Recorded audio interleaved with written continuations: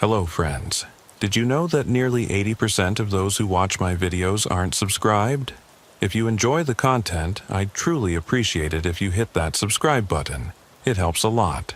Also, don't forget to leave a like and share your thoughts in the comments. Your interaction not only supports the channel's growth, but also helps these stories reach more people. Thank you all for being here. By the way, where are you watching from? Let me know in the comments.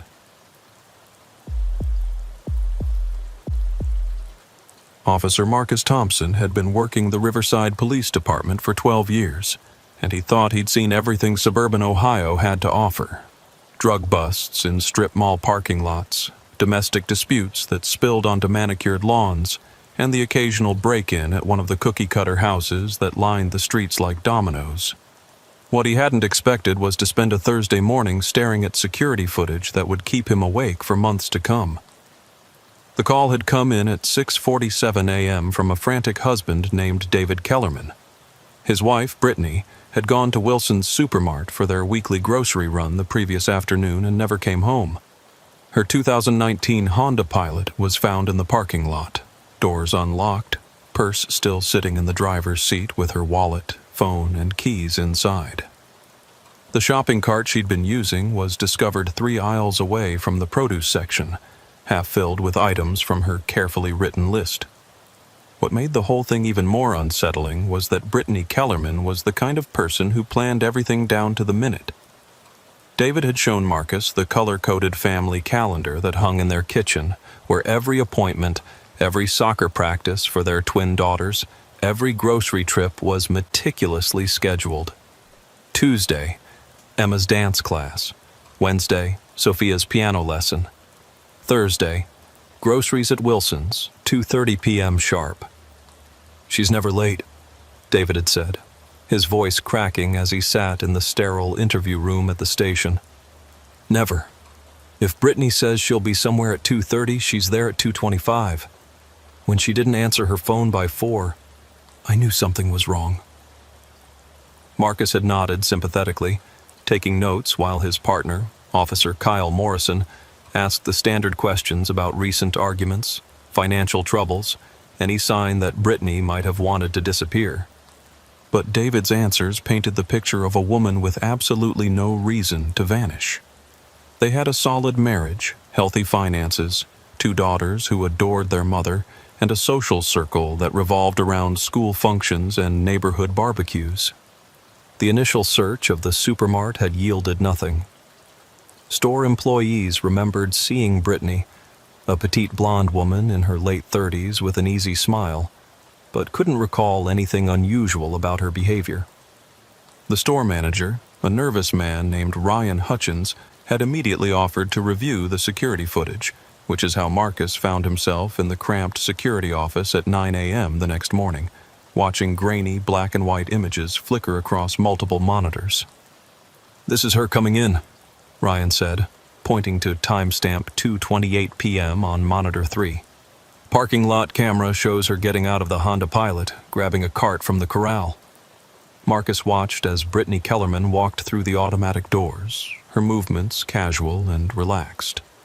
She wore dark jeans, a light blue sweater, and carried a small purse slung over her shoulder. Everything about her demeanor suggested a routine shopping trip. No signs of distress, no indication she was being followed or watched. "She starts in produce like always," Ryan continued, switching to monitor 7. "Apples, bananas, some lettuce. Takes her time, checks everything carefully. Real methodical shopper, you know." The footage showed Brittany moving systematically through the produce section, occasionally consulting a piece of paper, presumably her shopping list. She selected items with the same care she probably used for everything in her organized life, turning apples to check for bruises, giving bunches of bananas a gentle squeeze. "This is where it gets weird," Ryan said, his voice dropping as he switched to monitor 4. "Cereal aisle, 3:17 p.m. Marcus leaned forward, studying the screen intently. Brittany was pushing her cart down the cereal aisle, moving at her usual measured pace. She stopped in front of the breakfast cereals, reached for a box of something on a higher shelf. Then she froze. "Right there," Ryan whispered. "You see it?" Brittany's entire body had gone rigid. The box of cereal slipped from her hand and fell to the floor, but she didn't bend to pick it up. Instead, she stood perfectly still for several seconds, staring at something off camera. Her head turned slowly toward the end of the aisle, and even on the grainy black and white footage, Marcus could see the change in her posture. Where moments before she had appeared relaxed and focused on her shopping, now she looked alert, almost predatory. "What's she looking at?" Marcus asked. "That's just it," Ryan replied. "There's a blind spot at the end of that aisle. Old camera placement, never got around to fixing it. Could be nothing. Could be someone standing there." The footage continued. Brittany abandoned her cart in the middle of the aisle and walked toward the blind spot, her movements suddenly purposeful. She disappeared from view for exactly 4 minutes and 37 seconds. And then this. When Brittany reappeared on camera, she was a different person. Her hair was slightly mussed, her sweater pulled askew. Most disturbing was her face. What Marcus could make out of it looked blank, emotionless. She walked past her abandoned shopping cart without a glance and headed straight for the store's rear exit, the one that led directly to the employee parking area. "She doesn't go back to her car," Ryan explained. "Doesn't finish shopping, doesn't even seem to remember why she was here. Just walks out that back door and..." He shrugged helplessly. "Where does that exit lead?" "Employee lot, like I said, but also to the service road that runs behind the strip mall. If someone was waiting back there..." Marcus felt the familiar chill that came with realizing a case was going to be more complicated than it first appeared. Missing person cases usually fell into predictable categories: runaway spouses, teenagers acting out, elderly people with dementia. But Brittany Kellerman didn't fit any of those profiles, and the security footage raised more questions than it answered. "I need copies of all this footage," Marcus said. "Everything from when she arrived until she left. And I want to talk to everyone who was working that day." "Already pulled it for you," Ryan said, handing over a flash drive. "But about talking to the employees, that might be a problem." "Why?" "The kid who was stocking the cereal aisle when this happened, Austin Blake, 17 years old, works part-time after school. He called in sick yesterday and today. Nobody's been able to reach him." Marcus felt that chill deepen. In his 12 years of police work, he'd learned that coincidences were rarely coincidental. A woman disappears under mysterious circumstances, and the only potential witness suddenly becomes unavailable? That was the kind of detail that transformed a missing person case into something much darker. "I need Austin Blake's address," Marcus said. 20 minutes later, Marcus and Kyle were standing on the front porch of a modest 2-story house in one of Riverside's older neighborhoods. The lawn needed cutting, and newspapers were piling up by the front door. Never a good sign in a town where most people prided themselves on curb appeal. Mrs. Blake answered the door, looking exhausted and worried. She was a thin woman in her 40s with graying brown hair and dark circles under her eyes that suggested she hadn't been sleeping well. "Officers? Is this about Austin? Because I've been calling the school, calling his friends, and nobody's seen him since Tuesday." Marcus and Kyle exchanged glances. Austin Blake hadn't just missed work. He'd disappeared entirely, vanishing the day before Brittany Kellerman went to the supermart. "Mrs. Blake, when did you last see your son?" "Tuesday morning before school. He seemed, I don't know, distracted? Like something was bothering him. But you know teenagers, they don't talk to their parents about everything." Her voice wavered. "He came home that afternoon, went straight to his room. I called him for dinner, but he said he wasn't hungry. When I went to check on him later, he was gone. Window was open, and some of his clothes were missing." "Had he been acting differently lately? Any changes in behavior? New friends? Anything unusual?" Mrs. Blake nodded slowly. "The past few months, he'd been different. Secretive. He got a new phone, Said he'd saved up money from the supermart job to buy it. But Austin's never been good with money, you know? And this phone was expensive. One of those fancy ones. Kyle was taking notes while Marcus continued the questioning. Did Austin ever mention any of the customers at the supermart? Anyone who might have made him uncomfortable or asked about his schedule? Well, he did mention this one woman who came in every Thursday. Said she was always really nice to him, asked about school and his plans after graduation. He seemed to like the attention, honestly. Austin's always been a bit lonely, and this woman seemed to take an interest in him. Marcus felt his pulse quicken. Can you describe this woman? Small, blonde, pretty. Austin said she looked like someone's mom but dressed younger than most of the customers. He mentioned she always had this detailed shopping list and knew exactly what she wanted. Mrs. Blake paused.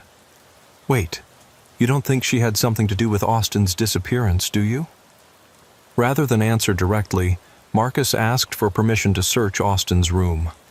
What they found there painted a disturbing picture of a 17-year-old boy who had been living a double life.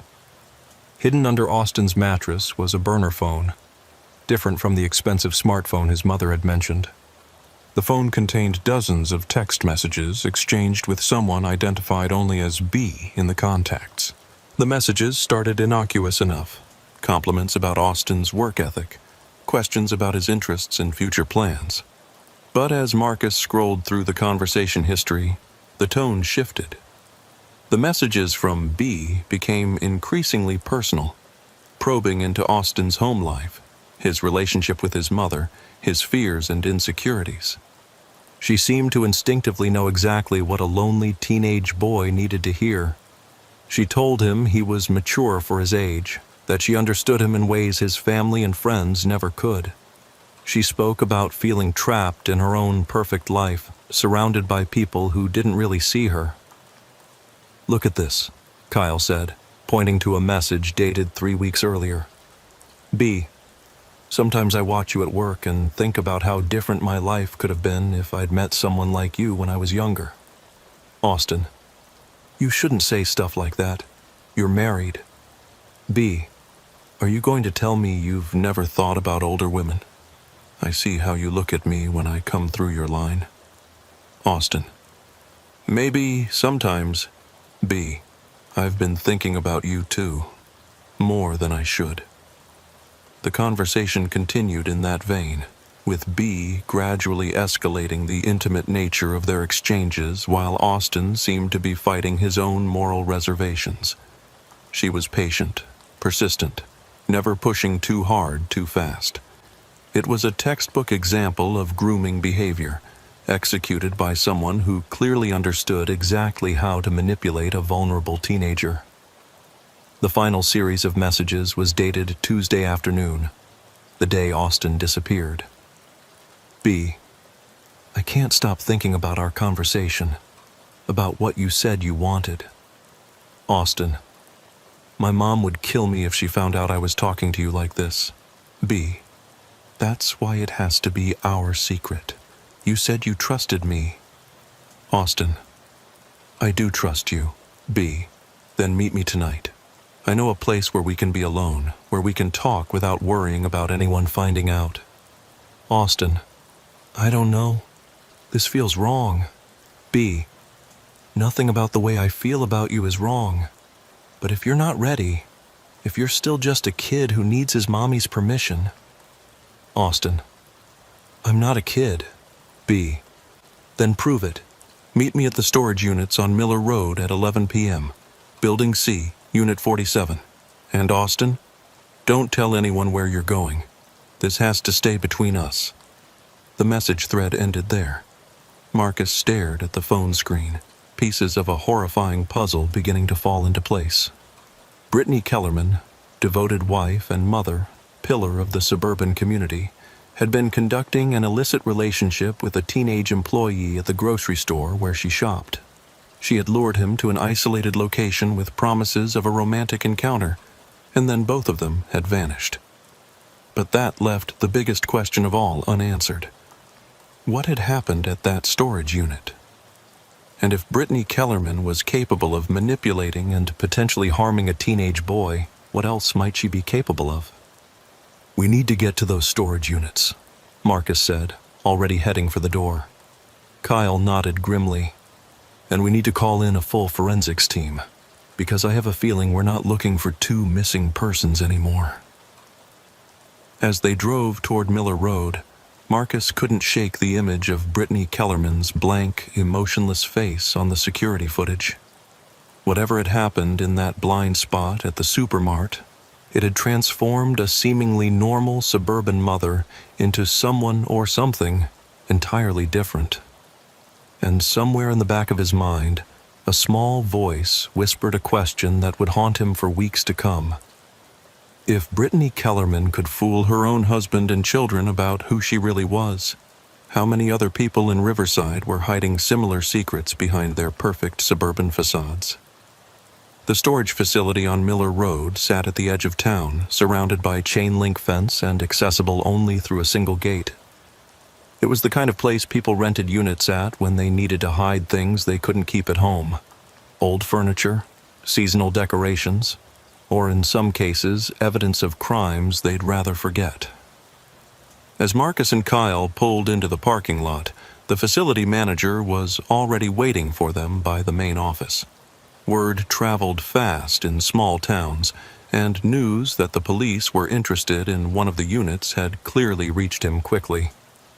"Unit C-47, the manager said without preamble. He was a heavy-set man in his 50s with oil-stained fingers and a nervous demeanor. "Been rented for about 3 months now, paid in cash, 6 months up front. Renter gave her name as Beth Kelly." Marcus and Kyle exchanged glances. Beth Kelly, close enough to Brittany Kellerman to be a hastily chosen alias, different enough to avoid immediate detection if someone ran the name. "Can you describe the woman who rented it?"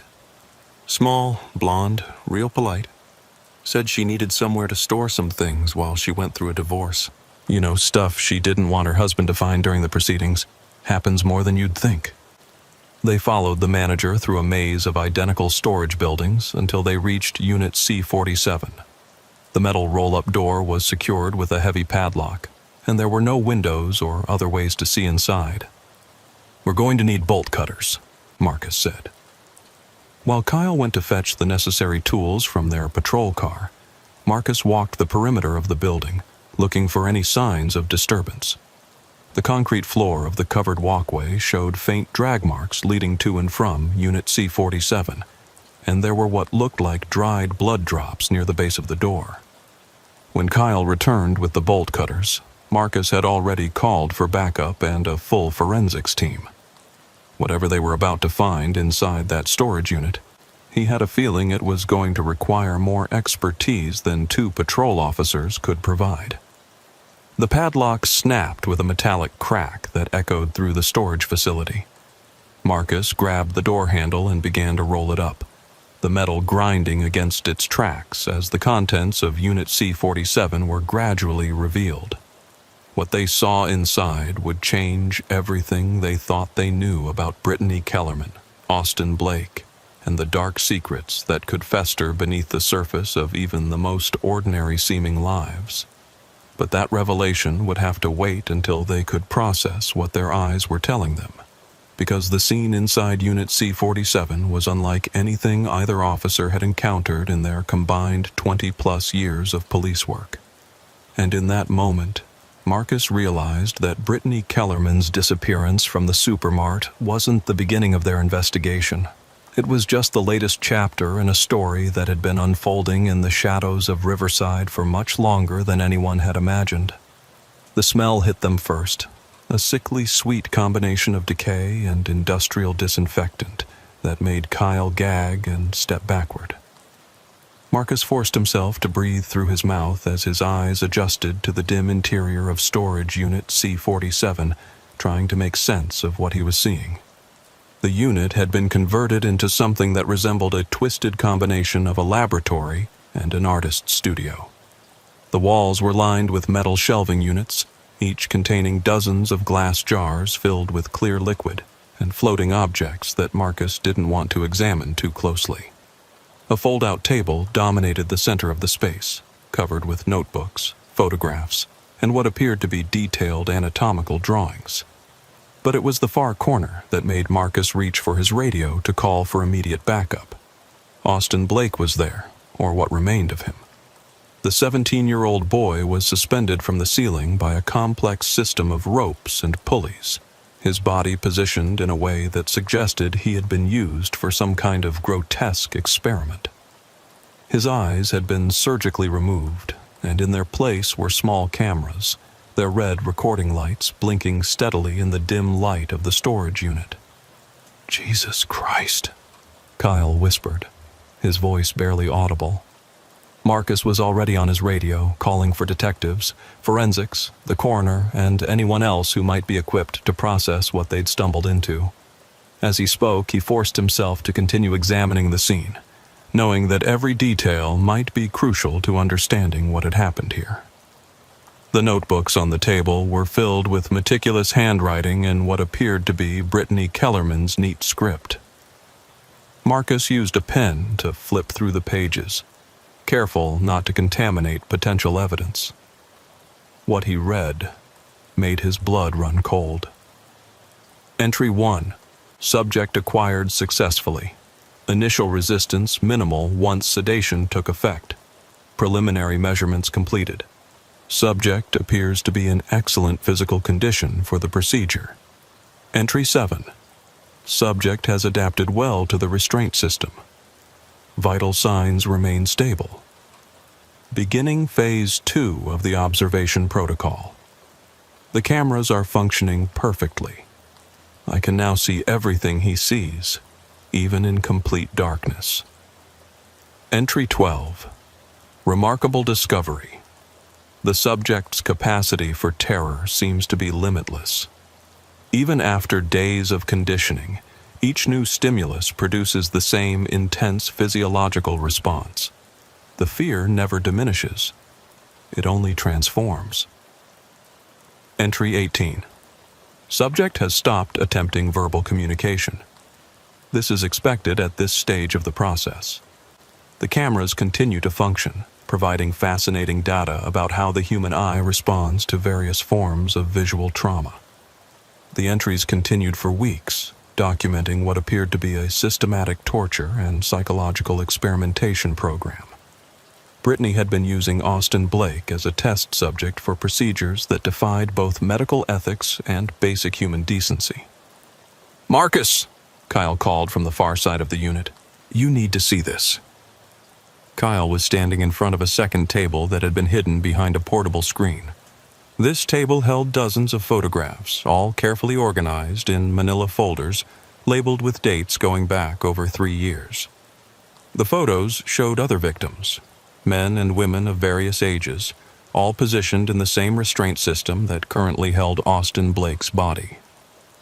Marcus opened one of the folders at random and immediately wished he hadn't.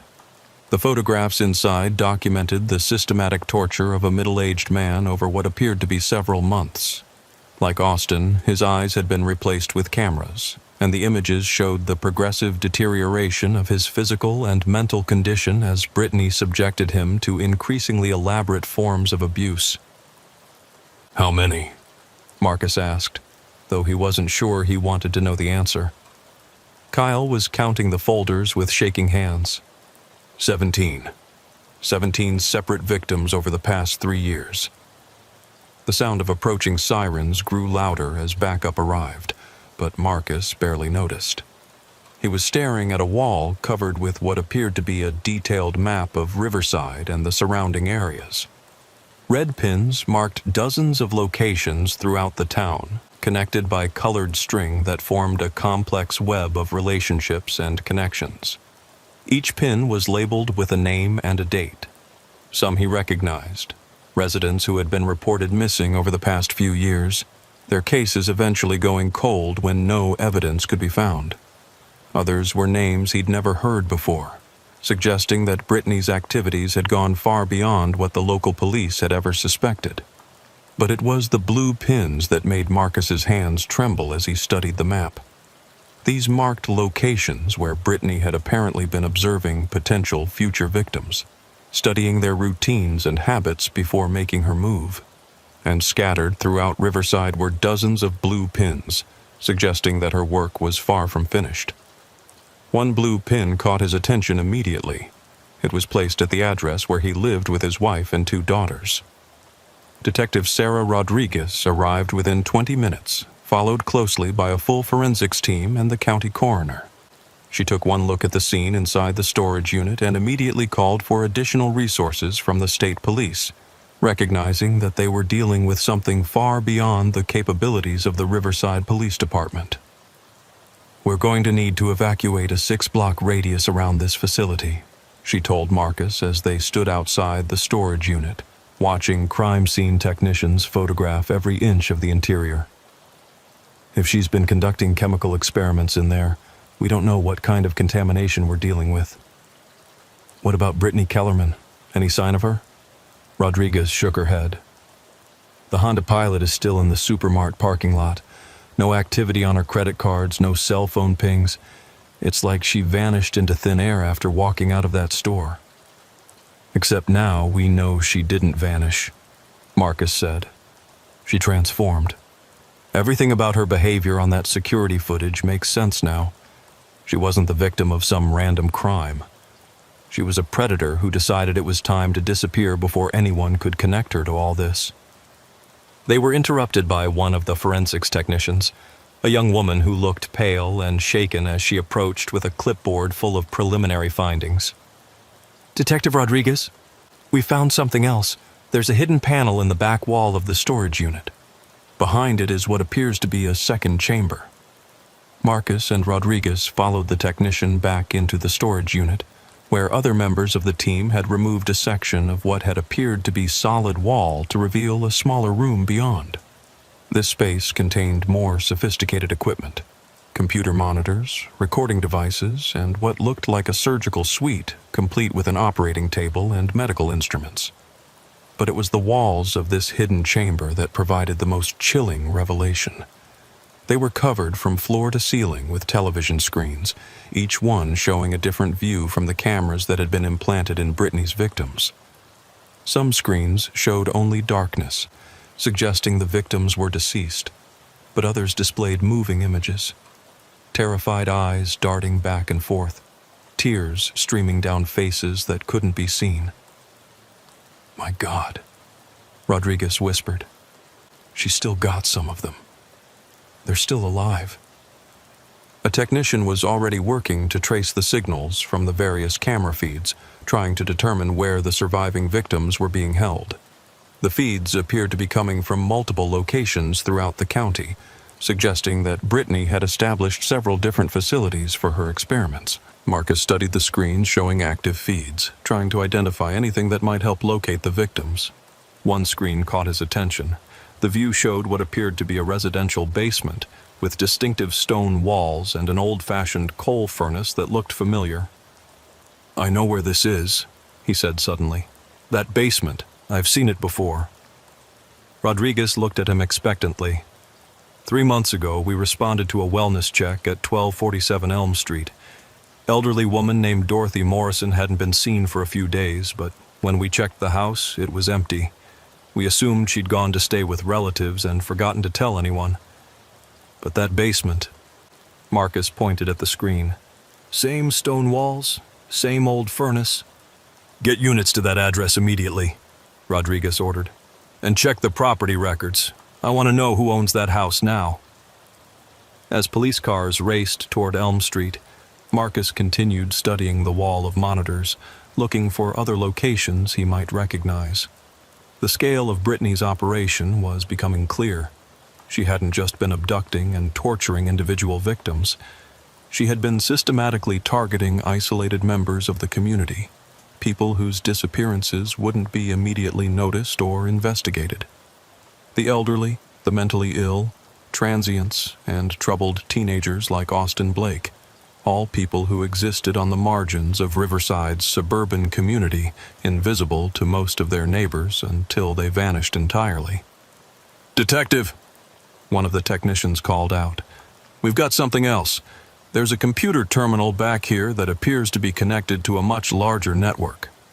It looks like she was sharing these feeds with other people. Rodriguez and Marcus hurried to the computer, where a technician was scrolling through what appeared to be a sophisticated online platform. The interface resembled a social media site, but instead of family photos and status updates, it hosted live streams of torture sessions and detailed discussions about experimental techniques. Jesus, Rodriguez said. She was part of some kind of network. This isn't just one disturbed individual, it's an organized group. The user profiles visible on the screen showed people from across the country, possibly around the world, all participating in what appeared to be a shared obsession with human experimentation and torture. They exchanged techniques, compared results, and even wagered on the outcomes of various procedures. Brittany's profile, operating under the username Suburban Scientist, showed her to be one of the most active members of the community. Her posts detailed every aspect of her experiments, complete with photographs and video documentation. The comments from other users were filled with praise for her innovative techniques and requests for more detailed documentation of her procedures. But it was the private message section of her profile that revealed the most disturbing information. In the days leading up to her disappearance from the supermart, Brittany had been exchanging increasingly frantic messages with someone identified only as Master Experimenter. Master Experimenter. Local authorities getting too close. Time to implement exit strategy. Suburban Scientist. But I'm not finished with my current subjects. The data collection is at a critical phase. Master Experimenter. Data can be preserved remotely. Subjects are expendable. Your safety is paramount to the community. Suburban Scientist. Understood. Initiating Protocol 7. Master Experimenter. Extraction team will be at secondary location Thursday evening. Bring essential research only. Suburban Scientist. What about cleanup? Master Experimenter. That's not your concern anymore. The message thread ended there, but it painted a clear picture of what had happened. Brittany hadn't disappeared spontaneously. Her vanishing act had been carefully planned and coordinated with a larger organization. And if the messages were accurate, she was already long gone, extracted by professionals who specialized in helping wanted criminals disappear. We need to contact the FBI, Rodriguez said. This is way beyond a local missing persons case. We're dealing with an organized network of serial killers, and they've got resources we can't match. As if summoned by her words, Marcus's radio crackled to life with an update from the units that had been dispatched to Elm Street. Detective Rodriguez, this is Unit 12. We're at 1247 Elm Street and... Christ, you need to get down here right away. We found them. We found the basement from the video feed, and there are 3 people down here. They're alive, but barely. What's their condition? 2 elderly females and 1 male, approximately 40 years old. All have surgical modifications to their eyes, similar to what we saw at the storage unit. They appear to be severely malnourished and dehydrated, but they're conscious. EMTs are en route. Rodriguez turned to Marcus. I want you to head to Elm Street and coordinate the rescue operation. I'm going to stay here and work with the feds to trace this network.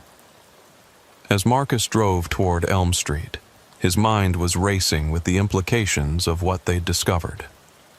Brittany Kellerman had been living a double life that was more elaborate and more horrifying than anything he'd encountered in his career. She had successfully maintained the facade of a devoted suburban mother while systematically torturing members of her own community for the entertainment of a global network of sadists. But perhaps most disturbing was the realization that she hadn't been working alone.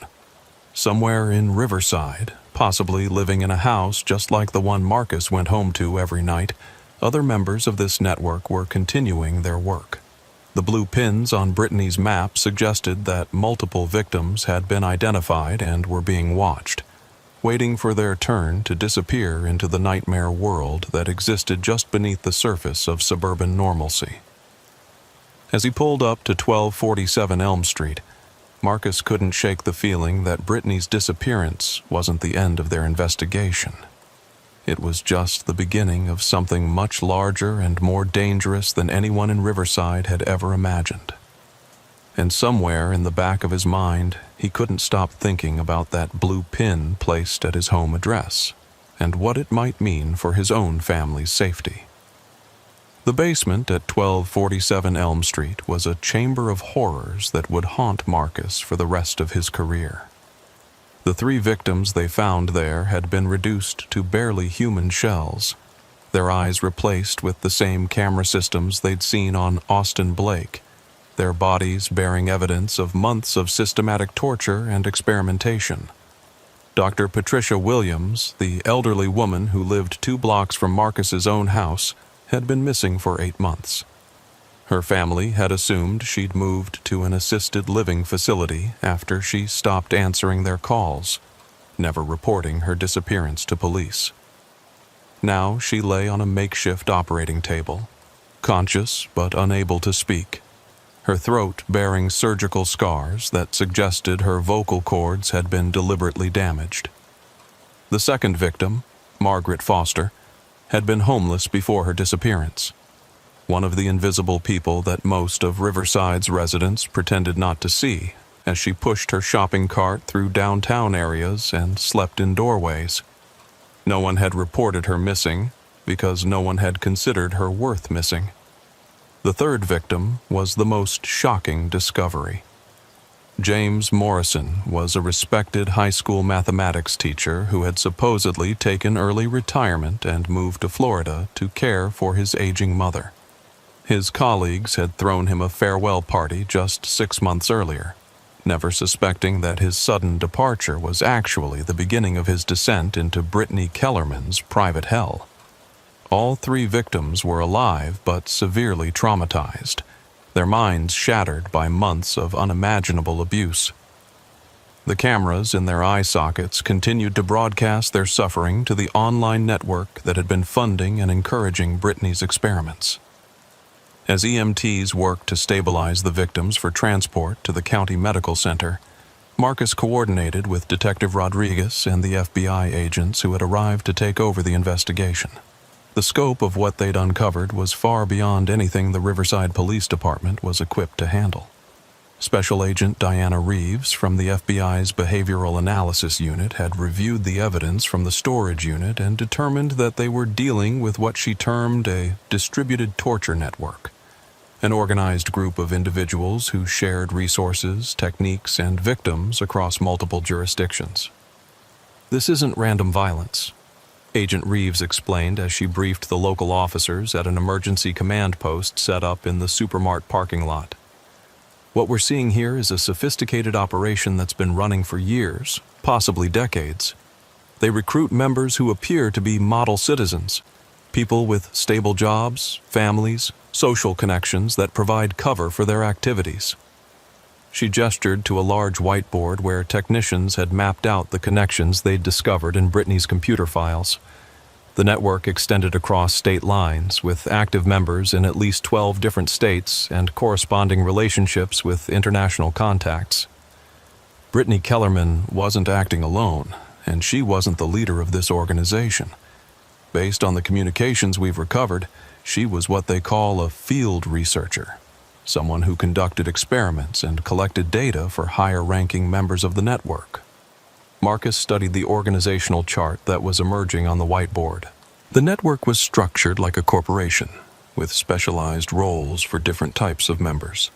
Scouts identified and tracked potential victims, researchers conducted experiments, cleaners disposed of evidence, and facilitators provided resources and coordination. "What happened to trigger her disappearance?" Rodriguez asked. "Someone tipped them off that law enforcement was getting close," Agent Reeves replied. "We're still analyzing the communications, but it appears they have sources within various police departments who warn them when investigations are getting too close to their activities." The implication hung heavy in the air. Somewhere within their own ranks, possibly within the Riverside Police Department itself, was someone who had been feeding information to this network of killers. "How do we identify the source?" Marcus asked. Very carefully, Agent Reeves said. If they realize we know about the leak, they'll just go deeper underground. Right now they think Brittany's disappearance was a successful extraction. They don't know we found her laboratory or rescued her victims. That gives us a temporary advantage. Over the following hours, as the investigation expanded to include multiple agencies and jurisdictions, a disturbing picture began to emerge. The network had been operating for at least 15 years, growing from a small group of like-minded individuals who met in online forums to a sophisticated criminal organization with resources that rivaled those of drug cartels or terrorist groups. They had developed their own communication protocols, financial systems, and operational security procedures. Members were recruited through carefully structured psychological evaluations designed to identify individuals with the right combination of intelligence, sadistic tendencies, and social camouflage to be valuable assets to the organization. The most chilling discovery came when FBI analysts managed to crack the encryption on the network's central communication server. The system contained detailed profiles on thousands of potential victims across the country, complete with personal information, daily routines, family relationships, and vulnerability assessments. Marcus recognized dozens of names from his own community: elderly residents who lived alone, struggling single parents, people dealing with mental health issues or substance abuse problems. Anyone who might disappear without immediate notice had been cataloged and evaluated as potential subjects for the network's experiments. But it wasn't just the vulnerable who had been targeted. The network also maintained files on law enforcement personnel, government officials, and community leaders, apparently as insurance against potential investigation or prosecution. Marcus's own file contained detailed information about his family, his work schedule, his mortgage payments, and even his daughter's school activities. They've been watching all of us, Rodriguez said as she reviewed her own file. Building leverage, looking for pressure points they could use if they needed to discourage an investigation. Agent Reeves nodded grimly. This level of intelligence gathering suggests they have significant resources and technical capabilities. We're not dealing with a group of amateur sadists. This is a professional criminal organization with deep pockets and long-term strategic planning. The breakthrough came when analysts discovered that the network's financial transactions were being processed through a series of shell companies registered in Delaware.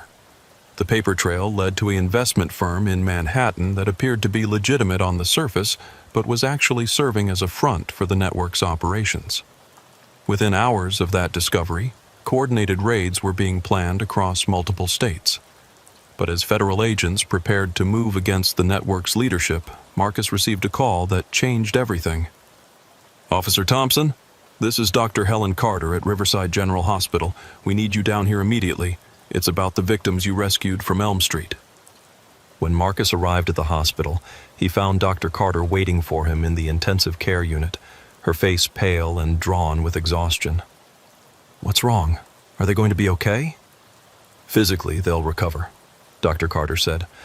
But that's not why I called you. There's something else. Something we discovered during the medical examinations. She led him to a small conference room where X-ray images were displayed on a light board. The images showed the internal structure of the victims' skulls, revealing sophisticated electronic devices that had been implanted in their brains. These aren't just cameras, Dr. Carter explained. These devices are capable of both recording and transmitting neurological signals. In essence, the network wasn't just watching what these people saw. They were recording their thoughts, emotions, and sensory experiences. Marcus stared at the X-rays, trying to comprehend the implications of what he was seeing. Are you saying they were using these people as some kind of human recording devices? Worse than that, Dr. Carter replied. Based on the technology involved, these devices appear to be capable of two-way communication. They weren't just recording the victims' experiences, they were potentially able to influence their thoughts and behavior as well. The revelation cast everything they'd discovered in a new light. The network wasn't just torturing people for entertainment. They were conducting advanced neurological experiments, possibly developing technology that could be used for mind control or psychological manipulation. "Doctor, is there any way to remove these devices safely?" Dr. Carter shook her head. "The surgery would be extremely risky. The devices are integrated into critical areas of the brain, and attempting to remove them could cause permanent damage or death. For now, all we can do is monitor the victims and try to block any incoming signals." As Marcus left the hospital, his phone rang with an update from Agent Reeves. "We've got a problem," she said without preamble. "The raids we planned for tomorrow morning, someone leaked the information. All the target locations have been abandoned, and the suspects have disappeared." Marcus felt a chill run down his spine. How is that possible? There's definitely a source within law enforcement, and they're higher up than we initially thought. Someone with access to federal investigation plans, not just local police intelligence. The implications were staggering. The network's infiltration of law enforcement was far more extensive than anyone had realized, extending possibly to the highest levels of federal agencies. "What about Brittany Kellerman? Any trace of her?" "Nothing. It's like she never existed. All her identification documents appear to have been expertly forged, her credit history fabricated, even her marriage certificate and her daughter's birth certificates. The woman who lived in Riverside for 6 years, who everyone thought they knew, was a complete fiction." Marcus thought about David Kellerman, still at home with his twin daughters, probably still hoping his wife would walk through the door with an explanation for her disappearance. How do you tell a man that his wife of 8 years, the mother of his children, never existed at all? "There's something else," Agent Reeves continued. "We managed to trace some of the network's communications, and there are references to something called Project Suburban. It appears to be a large-scale operation involving multiple communities across the Midwest." "What kind of operation?" "We're not sure yet, but based on the communications we've intercepted, Riverside was just one of several test sites. They've been running similar operations in at least 6 other small cities, using them as laboratories to refine their techniques and technology." As Marcus drove home through the familiar streets of Riverside, everything looked different now. The neat suburban houses with their manicured lawns and 2-car garages no longer represented safety and normalcy. Instead, they seemed like potential hiding places for monsters who had learned to masquerade as ordinary neighbors and community members. At every stop sign and traffic light, he found himself studying the faces of other drivers, wondering which ones might be part of the network. The elderly man walking his dog, the woman pushing a stroller, the teenager on his bicycle. Any of them could be scouts, researchers, or facilitators in an organization that viewed human suffering as raw material for their experiments. When he finally reached his own house, Marcus sat in his driveway for several minutes before going inside. The blue pin on Brittany's map had marked this location as a target, which meant that someone in the network had been watching his family, studying their routines, evaluating their potential as victims. His wife, Jennifer, met him at the door, her face creased with worry. "Marcus, you look terrible. What's wrong?" How could he explain that their quiet, suburban community had been infiltrated by an organization of sophisticated criminals who viewed torture and murder as scientific research? How could he tell her that their neighbor, the woman who had carpooled their daughters to soccer practice, had been part of a network that was systematically abducting and experimenting on members of their community? "It's the Kellerman case," he said finally. "It's more complicated than we initially thought." Jennifer nodded, accustomed to her husband's reluctance to discuss disturbing cases at home. But as they sat down for dinner with their daughters, Marcus couldn't shake the feeling that the network's attention to his family might not have been entirely random, and somewhere in the back of his mind, a terrifying question began to form. If Brittany Kellerman could live next door for 6 years without anyone suspecting her true nature, how many other members of the network were still out there, continuing their work while the community slept peacefully in the illusion of suburban safety? 3 weeks after the discovery of Brittany Kellerman's torture laboratory, Marcus Thompson found himself standing in the abandoned house at 1247 Elm Street, staring at the basement where they'd rescued 3 broken human beings. The FBI had finished processing the scene, but Marcus kept returning here, drawn by questions that refused to leave him alone. The official investigation was winding down. Federal agents had dismantled what they could find of the network's infrastructure, arresting 17 people across 6 states. The raids had netted computer servers, financial records, and enough evidence to ensure that most of the arrested individuals would spend the rest of their lives in federal prison. But Brittany Kellerman remained a ghost. Despite an international manhunt and coordination with law enforcement agencies worldwide, no trace of her had been found. The sophisticated extraction operation that had spirited her away from Riverside appeared to have been flawlessly executed, leaving behind only questions and the wreckage of lives destroyed by her experiments. The 3 victims from the Elm Street basement were slowly recovering at a specialized medical facility in Chicago. The neural implants in their brains had been successfully deactivated, though doctors remained uncertain about the long-term effects of the technology. Dr. Patricia Williams had regained some of her speech, but her memories of the months in captivity remained fragmented and traumatic. Margaret Foster had been placed in a long-term care facility, her mind too damaged to function independently. James Morrison had returned to a semblance of normal life, but colleagues noted that the former mathematics teacher now flinched at sudden movements and spoke in whispers. Austin Blake's funeral had been held on a rainy Thursday morning, attended by his mother, a handful of classmates, and several police officers who felt they owed him that much respect. The coroner's report had concluded that he'd survived nearly 3 weeks in Brittany's storage unit laboratory before his heart finally stopped. 3 weeks of unimaginable suffering that would haunt Marcus for the rest of his career.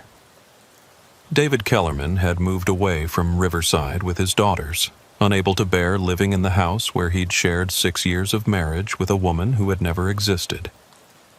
Before leaving, he'd given Marcus a small cardboard box containing the only items he couldn't bring himself to throw away: family photographs that documented a life built on lies. Marcus had looked through those photos countless times, studying Brittany's face in each image, searching for some sign of the monster that had been hiding beneath the surface. But there was nothing. In every picture, she looked like exactly what she'd pretended to be: a loving mother, devoted wife, and active community member. The most disturbing photograph showed Brittany at a PTA meeting, sitting next to Mrs. Blake as they planned a school fundraiser. Austin's mother had been completely unaware that the woman beside her was already grooming her son for an horrific death. Still trying to figure out how you missed it? Marcus turned to find Detective Rodriguez standing in the basement doorway. She'd been promoted to lead detective following the successful resolution of the case, though both of them knew that successful was a relative term when the primary suspect had vanished without a trace. "I keep thinking there had to be signs," Marcus replied. "Something we should have noticed, some behavior that should have raised red flags." Rodriguez descended the basement steps, her footsteps echoing in the empty space. "The FBI profiler said that's exactly what makes these people so dangerous. They're not crazy in any way we can easily identify. They're highly functional psychopaths who've learned to mimic normal human behavior perfectly. But for 6 years, living with a husband and children, participating in community events, maintaining friendships, how does someone fake that level of emotional connection for so long?"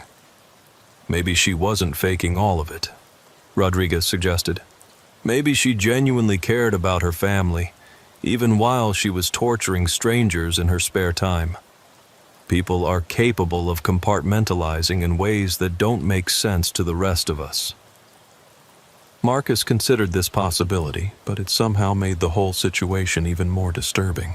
The idea that Brittany could genuinely love her daughters while simultaneously conducting the most depraved experiments imaginable on other people's children suggested a level of psychological fragmentation that defied comprehension. His phone buzzed with a text message from Agent Reeves, who had remained in contact even after the federal investigation officially concluded. "New development. Can you meet me at the supermart in an hour?" Marcus and Rodriguez arrived at the grocery store to find Agent Reeves waiting in the parking lot beside a black SUV. She looked tired and frustrated, her usually professional demeanor showing cracks that suggested the case was taking a personal toll. "We got a break," she said without preamble. "The network we thought we'd dismantled? It was just one cell of a much larger organization. The people we arrested were middle management at best." She handed Marcus a tablet displaying what appeared to be a complex organizational chart. "This is what we've pieced together from the servers we seized. The torture network was just one division of something called the Suburban Initiative, a massive research project that's been running for over 20 years. Marcus studied the chart, noting connections that extended to universities, pharmaceutical companies, government contractors, and private research foundations. What kind of research? Behavioral modification, psychological conditioning, neural interface technology. They're developing methods to control human behavior on a large scale. The torture experiments were just one aspect of a broader program to understand how the human mind responds to various forms of trauma and conditioning." Rodriguez leaned over Marcus's shoulder to examine the chart. "You're saying this wasn't just sadism? They had some kind of scientific purpose?" "That's exactly what I'm saying. The network has been conducting illegal human experiments under the guise of various legitimate research programs. They recruit subjects from vulnerable populations, the homeless, the mentally ill, isolated elderly people, and use them as test subjects for technologies that could theoretically be used for everything from treating PTSD to creating perfect soldiers." Agent Reeves tapped the screen, highlighting a section of the organizational chart labeled Community Integration Studies. Riverside was designated as a test site for something called Project Suburban, an experiment in community-wide psychological manipulation. They wanted to see if they could establish control over an entire population without anyone realizing what was happening. "What kind of control?" Marcus asked. "We're still analyzing the data, but it appears they were testing various methods of social engineering, manipulating local politics, influencing economic decisions, even controlling which people got married and had children. Brittany Kellerman wasn't just conducting torture experiments. She was studying how to psychologically manipulate an entire community." The implications were staggering. Marcus thought about the various changes that had occurred in Riverside over the past few years. New businesses opening and closing, people moving in and out of the community, local elections that had seemed to produce unexpected results. How much of what they'd assumed was natural social evolution had actually been carefully orchestrated manipulation? "The really disturbing part," Agent Reeves continued, "is that Riverside wasn't their first test site. We've identified at least 12 other communities where similar experiments were conducted over the past 2 decades. Some of those experiments are still ongoing." She showed them satellite images of small towns across the Midwest, each one marked with various colored indicators that supposedly represented different phases of the project. "They've been perfecting their techniques for years, learning how to gain influence over local institutions and gradually reshape entire communities according to their research goals." "But why?" Rodriguez asked. "What's the end game?" "We don't know yet. The communications we've intercepted suggest this is all preparation for something much larger, something they call the implementation. But we haven't been able to determine what that actually means." Marcus studied the satellite image of Riverside, noting the various markers that indicated locations of interest to the research project. His own house was marked with a blue indicator, along with dozens of other residences throughout the community. "Agent Reeves, when you say these experiments are still ongoing in other communities, do you mean?" "I mean that right now, as we speak, there are people living in small towns across America who have no idea they're being used as test subjects in illegal human experiments. The network we dismantled was just one tentacle of something much larger and more dangerous." She closed the tablet and looked at both officers with an expression that conveyed both determination and deep concern.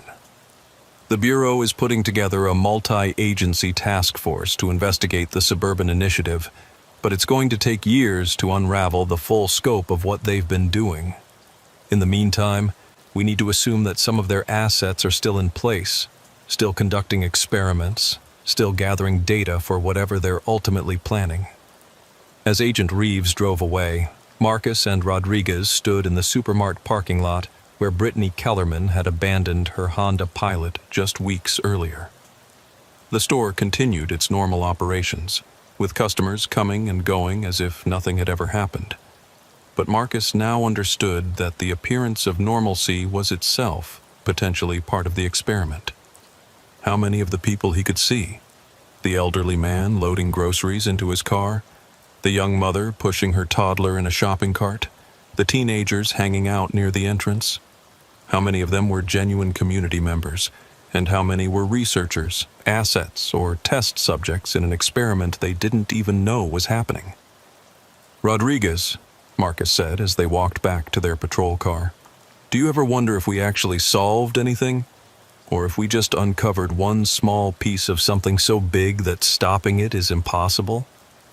Rodriguez was quiet for a long moment, watching a family load their groceries into a minivan.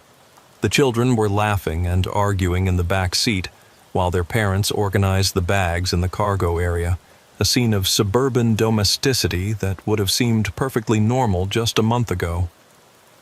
"I think," she said finally, "that we saved 3 people who were being tortured to death, and we prevented Austin Blake's suffering from continuing indefinitely. That's not nothing. But Brittany Kellerman is still out there, and according to the FBI, she's part of something that makes her individual crimes look insignificant by comparison." "Yeah, she is. And maybe we'll never catch her, and maybe this suburban initiative thing is too big for us to stop. But that doesn't mean we stop doing our jobs. We keep investigating, we keep protecting people when we can, and we hope that someone smarter than us figures out how to bring down the whole organization." As they drove through the streets of Riverside, Marcus found himself studying every face, every house, every seemingly innocent interaction between neighbors. The network's infiltration of their community had been so complete, so sophisticated, that he wondered if they'd ever really understand the full extent of what had been done to them. But there was one question that continued to haunt him more than all the others, a question that he suspected would never be answered no matter how many arrests were made or how many federal investigations were launched. If the people behind the suburban initiative were capable of conducting such elaborate, long-term experiments on entire communities without detection, what did that say about the nature of reality itself? How many other aspects of modern American life were actually carefully controlled experiments designed to serve purposes that the general population couldn't even imagine? And perhaps most disturbing of all, if they could make someone like Brittany Kellerman appear to be a normal suburban mother for 6 years, how many other people in positions of trust and authority were actually something entirely different? Marcus pulled into his own driveway and sat for a moment, looking at his house, the same house that had been marked on Brittany's map as a target for surveillance or worse. Jennifer was visible through the kitchen window, helping their daughters with homework at the dining room table. It was a scene of domestic tranquility that should have been comforting. Instead, Marcus found himself wondering if his own family's apparent happiness and stability were genuine, or if they too were part of someone else's experiment, unknowing test subjects in a study of human behavior whose true purpose remained hidden in the shadows of an organization that viewed people as nothing more than laboratory rats. He got out of the car and walked toward his front door, but stopped on the porch to look back at the street where he'd lived for 8 years. Everything looked exactly as it always had. Neat houses with well-maintained lawns, children's bicycles left carelessly in driveways, the gentle hum of air conditioners and the distant sound of a lawnmower. But now he knew that appearances could be deceiving in ways that defied imagination, and that the monsters weren't hiding under beds or lurking in dark alleys. They were living next door, carpooling to school functions, and participating in PTA meetings while they planned unspeakable horrors for their neighbors' children. And somewhere out there, Brittany Kellerman was still conducting her research, still gathering data for an organization that viewed human suffering as nothing more than raw material for their ongoing experiments. The case was closed, but the questions it raised would continue echoing through Riverside long after the last police report was filed and the last federal agent left town. Some mysteries, Marcus realized, weren't meant to be solved. They were meant to serve as reminders that the world was far darker and more complex than most people could bear to acknowledge. And sometimes, the most terrifying truth was that there were no answers, only the endless certainty that somewhere in the shadows, the experiments continued. Officer Samantha Reeves had worked plenty of missing person cases during her 8 years with the Lincoln County Police Department, but she'd never encountered anything quite like the disappearance of Walter Pierce. The 73-year-old retired accountant had vanished from Sunset Manor Nursing Home sometime between midnight and 6 a.m. on a Tuesday, leaving behind only a perfectly made bed and a trail of questions that grew more disturbing the deeper she dug. The call had come in at 7:15 a.m. from the facility's day shift supervisor, a harried-sounding woman named Linda Hartwell, who insisted that nothing like this had ever happened in her 20 years of nursing home administration. "We do bed checks every 4 hours," Linda had explained as she led Samantha through the sterile hallways of Sunset Manor. Walter was in his room at midnight when Jennifer made her rounds, sleeping peacefully. But when Debbie came through at 4 a.m., his bed was empty. The nursing home was one of those modern facilities that tried to maintain the illusion of being more like a hotel than a medical institution. Soft pastel colors, artificial plants, and piped-in classical music couldn't quite mask the underlying reality of institutional care. The medicinal smell, the distant sounds of confusion and distress, and the barely contained chaos of managing 200 elderly residents with varying degrees of physical and mental decline. Walter Pierce's room was on the second floor, down a long corridor lined with identical doors.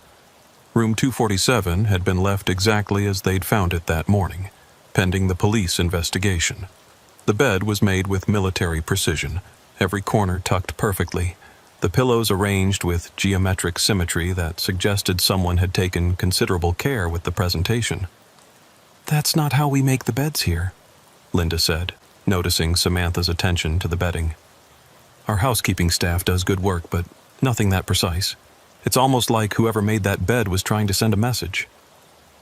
Samantha walked around the small room, noting the personal items that Walter had been allowed to keep: family photographs on the nightstand, a small bookshelf filled with paperback novels, a wooden chess set positioned as if he'd been in the middle of a game. Everything appeared normal except for one detail that raised immediate red flags. Walter's clothes were missing. "He would have been wearing pajamas to bed," Linda explained. "Standard issue for all our residents. Light blue cotton with the facility logo on the chest pocket. But we found those pajamas folded neatly in his dresser drawer, along with all his other clothes. It's like he got dressed and left voluntarily." "What about his medical condition? Was he physically capable of leaving on his own?" Linda consulted the clipboard she'd been carrying. Walter had mild dementia, but he was still quite mobile. He used a walker for stability, but he could get around independently during the day. The dementia mainly affected his short-term memory. He'd forget conversations or repeat questions, but he wasn't confused about basic things like getting dressed or finding his way around the facility. "Where's his walker now?" "That's another strange thing. It's right here in his room, exactly where it always is at night. If Walter left voluntarily, why didn't he take it with him? And how did he manage to walk out without assistance?" Samantha made notes as she examined the room more carefully. The window was on the second floor with no fire escape or external access, ruling out that exit route. Walter would have had to leave through the facility's main corridors, passing multiple security checkpoints and staff stations. "Tell me about your security system," Samantha said. "We have cameras in all the common areas and at every exit, plus magnetic locks on the doors that require key cards to open after hours. Only staff members have those cards, and the system logs every time one is used. I'll need to review all the footage from last night, plus the keycard logs. What about the staff who were working? I want to interview everyone who was on duty between midnight and 6 a.m. Linda's expression grew uncomfortable. "That might be complicated. We had some staffing issues last night." "What kind of issues?" "Jennifer Collins was supposed to work the overnight shift. She's been with us for 3 years, very reliable. But she called in sick at the last minute around 11 p.m. We had to pull in someone from our backup roster, a woman named Tiffany Martinez who'd only been with us for about 2 weeks. Samantha felt the familiar tingle that came when seemingly random details started forming a pattern. "Where's Tiffany Martinez now?" "That's the problem. She was supposed to work until 7 a.m., but when the day shift arrived, she was gone, just left. Didn't clock out, didn't leave any notes about the residents, nothing. We've been trying to reach her all morning, but her phone goes straight to voicemail." "Do you have her employment file?" Linda nodded and led Samantha to the administrative offices on the first floor. The employee file for Tiffany Martinez was surprisingly thin. Just a completed application form, a copy of her driver's license, and documentation of a basic background check that had apparently found nothing concerning. But as Samantha studied the application, several details stood out as unusual. The previous employment history listed 3 different nursing facilities in other states, all within the past 2 years. The references provided were all from supervisors who were no longer with those facilities. Her emergency contact was listed as a sister in California, but the phone number was disconnected when Linda tried to call it during the hiring process. "This is a red flag employment history," Samantha said. "Constantly moving between facilities, references that can't be verified, emergency contacts that don't exist. How did she pass your hiring screening?" Linda looked embarrassed. "We've been having trouble finding qualified overnight staff. The pay isn't great, and it's a difficult shift. When someone applies who has experience and passes the background check, we tend to hire them quickly, maybe too quickly." "What did the background check actually verify? No criminal history, valid driver's license, eligible to work in the United States, the standard stuff." Samantha made a mental note to run a more thorough check on Tiffany Martinez through law enforcement databases. Something about the timing of Jennifer Collins' sudden illness and the mysterious new employee's disappearance felt orchestrated rather than coincidental. "I need to see the security footage now," Samantha said. The security office was located in the basement of the facility, staffed by a single guard who monitored multiple screens showing views from cameras throughout the building. The guard on duty, a middle-aged man named Christopher Torres, looked exhausted and stressed as he pulled up the previous night's recordings. "I've been going over this footage all morning," he said. "It doesn't make sense. Watch this." He started the playback at 11:30 p.m., showing the main lobby and corridors as the facility settled into its nighttime routine. Jennifer Collins could be seen leaving through the main entrance at 11:45 p.m., apparently heading home after calling in sick. 15 minutes later, Tiffany Martinez arrived and checked in with the security desk. "She seemed normal when she got here," Christopher said. "Professional, knew the procedures, didn't act nervous or suspicious, but watch what happens around 2 a.m.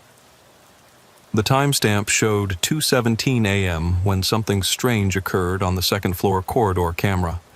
Tiffany Martinez appeared on screen, walking down the hallway toward Walter Pierce's room. She paused outside his door for several minutes, appearing to have a conversation with someone, though the camera angle didn't show who might be inside the room. "There's no audio on these cameras," Christopher explained. "But it looks like she's talking to someone for about 10 minutes. Then watch this." At 2:28 a.m., Tiffany turned and walked back down the corridor, disappearing from view. She didn't reappear on any camera for the rest of the night. "That's impossible," Samantha said. "She had to show up somewhere else in the building. People don't just vanish." That's what I thought too. But I've checked every camera, every angle. After 2:28 a.m., it's like she ceased to exist, and there's no record of her using a key card to leave the building. Samantha studied the footage more carefully, paying attention to details that might have been missed. What about this corridor? Is there anywhere she could have gone that wouldn't be visible on camera? Just the supply closets and the resident rooms. But all the closets require keycards to access, and there's no log of her using her card after the initial entry. Show me Walter's room during that time period. Christopher switched to a different camera angle that covered the area around room 247.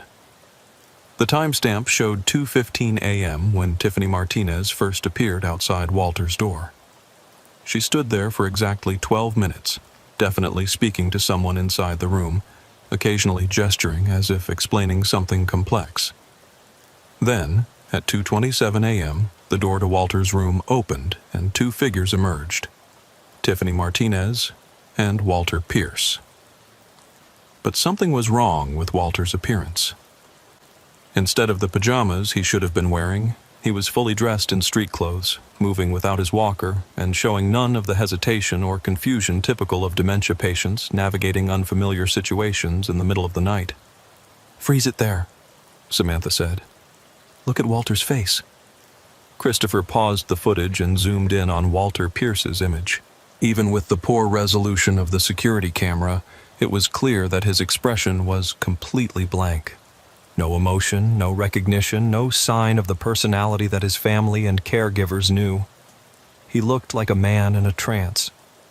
"They walk off camera together," Christopher continued the playback. "And then neither of them appears anywhere else in the building. It's like they both just vanished." Samantha spent the next hour reviewing every available camera angle, looking for any sign of where Walter Pierce and Tiffany Martinez might have gone. The building's security system was comprehensive, covering all public areas, exits, and common spaces. There were blind spots, but none that would allow two people to move from the second floor to outside the building without being detected. "Christopher, is there any way to disable the cameras remotely, or to create a gap in the recording? Not without physical access to the equipment down here, or administrative access to the computer system. And the logs show continuous recording all night, no gaps or interruptions." Samantha was beginning to suspect they were dealing with something more sophisticated than a simple abduction or voluntary disappearance. The level of planning required to make two people vanish from a secured facility without leaving any trace suggested professional expertise and advanced knowledge of the security systems. "I need the complete employee file for Tiffany Martinez," she said, "plus any security footage from the parking lot and a list of everyone who has administrative access to your computer systems." As Christopher gathered the requested materials, Samantha's phone buzzed with a text message from her partner, Officer Daniel Rodriguez, who had been following up on background information. "Just talked to Jennifer Collins about her sick call last night. Says she never called in sick. Was planning to work her regular shift, but got a call around 10 p.m. from someone claiming to be Linda Hartwell saying they didn't need her because they had extra coverage. Jennifer assumed it was legitimate and stayed home." Samantha felt pieces of a puzzle clicking into place. Someone had impersonated the facility administrator to manipulate the staffing schedule, ensuring that Tiffany Martinez would be the only staff member on Walter's floor during the critical hours. This wasn't a crime of opportunity. It was a carefully planned operation. But why target Walter Pierce? A 73-year-old retired accountant with mild dementia didn't seem like an obvious choice for abduction. Unless there was something about his background that made him valuable to someone with the resources and expertise to execute such a sophisticated operation. Samantha called Rodriguez back. "I need you to run a deep background check on Walter Pierce. Employment history, financial records, family connections, everything you can find." and get me contact information for his family members. I want to know if there's anything in his past that might explain why someone would go to this much trouble to take him." As she waited for the background information, Samantha continued reviewing the security footage, looking for details she might have missed.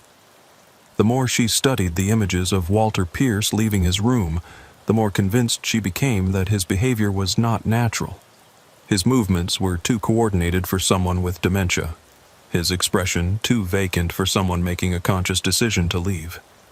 It looked like he was being controlled somehow, guided by external influence rather than acting on his own volition. But that suggested capabilities that seemed to belong more to science fiction than to real-world criminal activity. Rodriguez called back within an hour with information that transformed the investigation completely.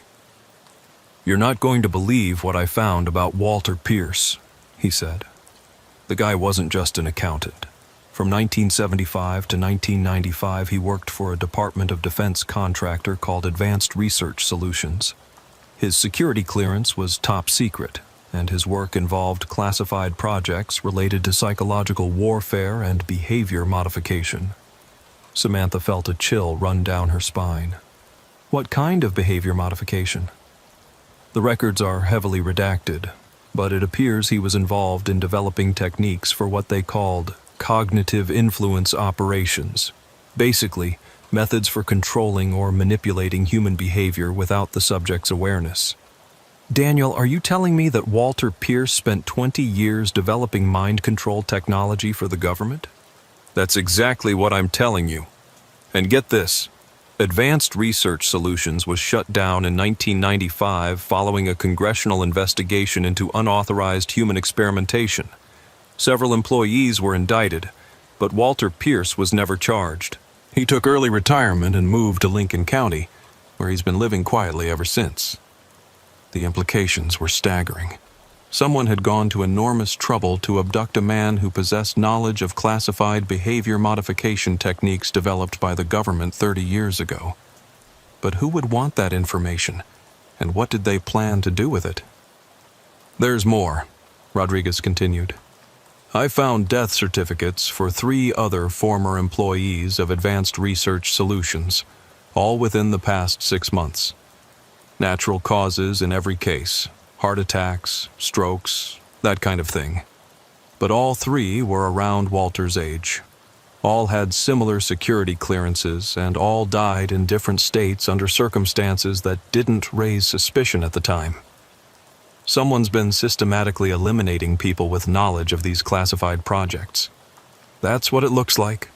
And Walter Pierce was probably next on the list, except instead of killing him quietly, they decided to take him alive." Samantha looked back at the frozen security footage showing Walter's blank expression as he left his room with Tiffany Martinez. If Rodriguez's theory was correct, they weren't dealing with a random kidnapping or even organized crime. They were looking at what appeared to be a professional intelligence operation designed to extract classified information from a retired government contractor. But that raised an even more disturbing question.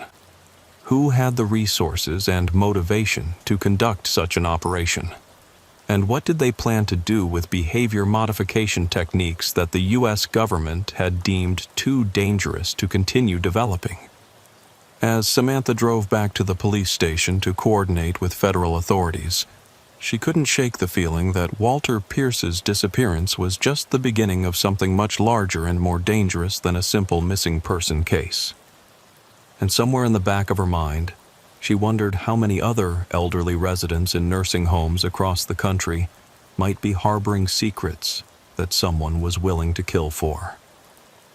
The FBI field office in Kansas City looked exactly like what it was. A sterile monument to bureaucratic efficiency, all beige walls and fluorescent lighting designed to intimidate rather than comfort. Agent Trevor Morrison had agreed to meet Samantha there after her phone call about Walter Pierce's background, but his expression suggested this wasn't the first time he'd heard about missing persons with connections to classified government projects. "Advanced Research Solutions," Agent Morrison said, consulting a thick file folder as they sat in a windowless conference room. "We've been tracking incidents related to former ARS employees for the past 8 months. Walter Pierce makes number 17. Samantha felt her stomach drop. 17 people have disappeared? Not all disappeared. Some died under circumstances that appeared natural at first glance. Heart attacks, strokes, accidents. But when you start looking at the statistical probability of that many deaths among such a specific population, the pattern becomes obvious." Agent Morrison opened his file and spread out a collection of photographs and documents across the conference table. Each photo showed an elderly person, men and women in their 60s and 70s, along with brief biographical summaries and death certificates or missing person reports. "Advanced Research Solutions was shut down in 1995, he continued, but the research they were conducting never really stopped. It just moved underground, split between private contractors and classified programs that operate without congressional oversight." "What kind of research are we talking about? Behavior modification? Psychological conditioning? Neural interface technology? The kind of stuff that sounds like science fiction until you see it in action." Morrison picked up one of the photos. Dr. Margaret, former ARS neuroscientist, found dead in her home in Portland 6 months ago. Apparent heart attack, but the autopsy revealed traces of a synthetic compound that can induce cardiac arrest while leaving minimal forensic evidence. He selected another photo. Robert Hendricks, ARS behavioral psychologist, disappeared from a memory care facility in Denver 3 months ago. Security footage shows him leaving voluntarily with a nurse who was later determined to be an imposter using sophisticated identity documents. The similarities to Walter Pierce's case were unmistakable. Samantha studied the photographs, noting that all the victims appeared to have been specifically targeted based on their knowledge of classified research from decades past. "Agent Morrison, who's doing this? And why now, after all these years?" "That's what we're trying to figure out. Our working theory is that someone, possibly a foreign intelligence service, possibly a private organization, is systematically acquiring personnel with knowledge of behavior modification techniques developed by the U.S. government. But these people are in their 70s and 80s, many with dementia.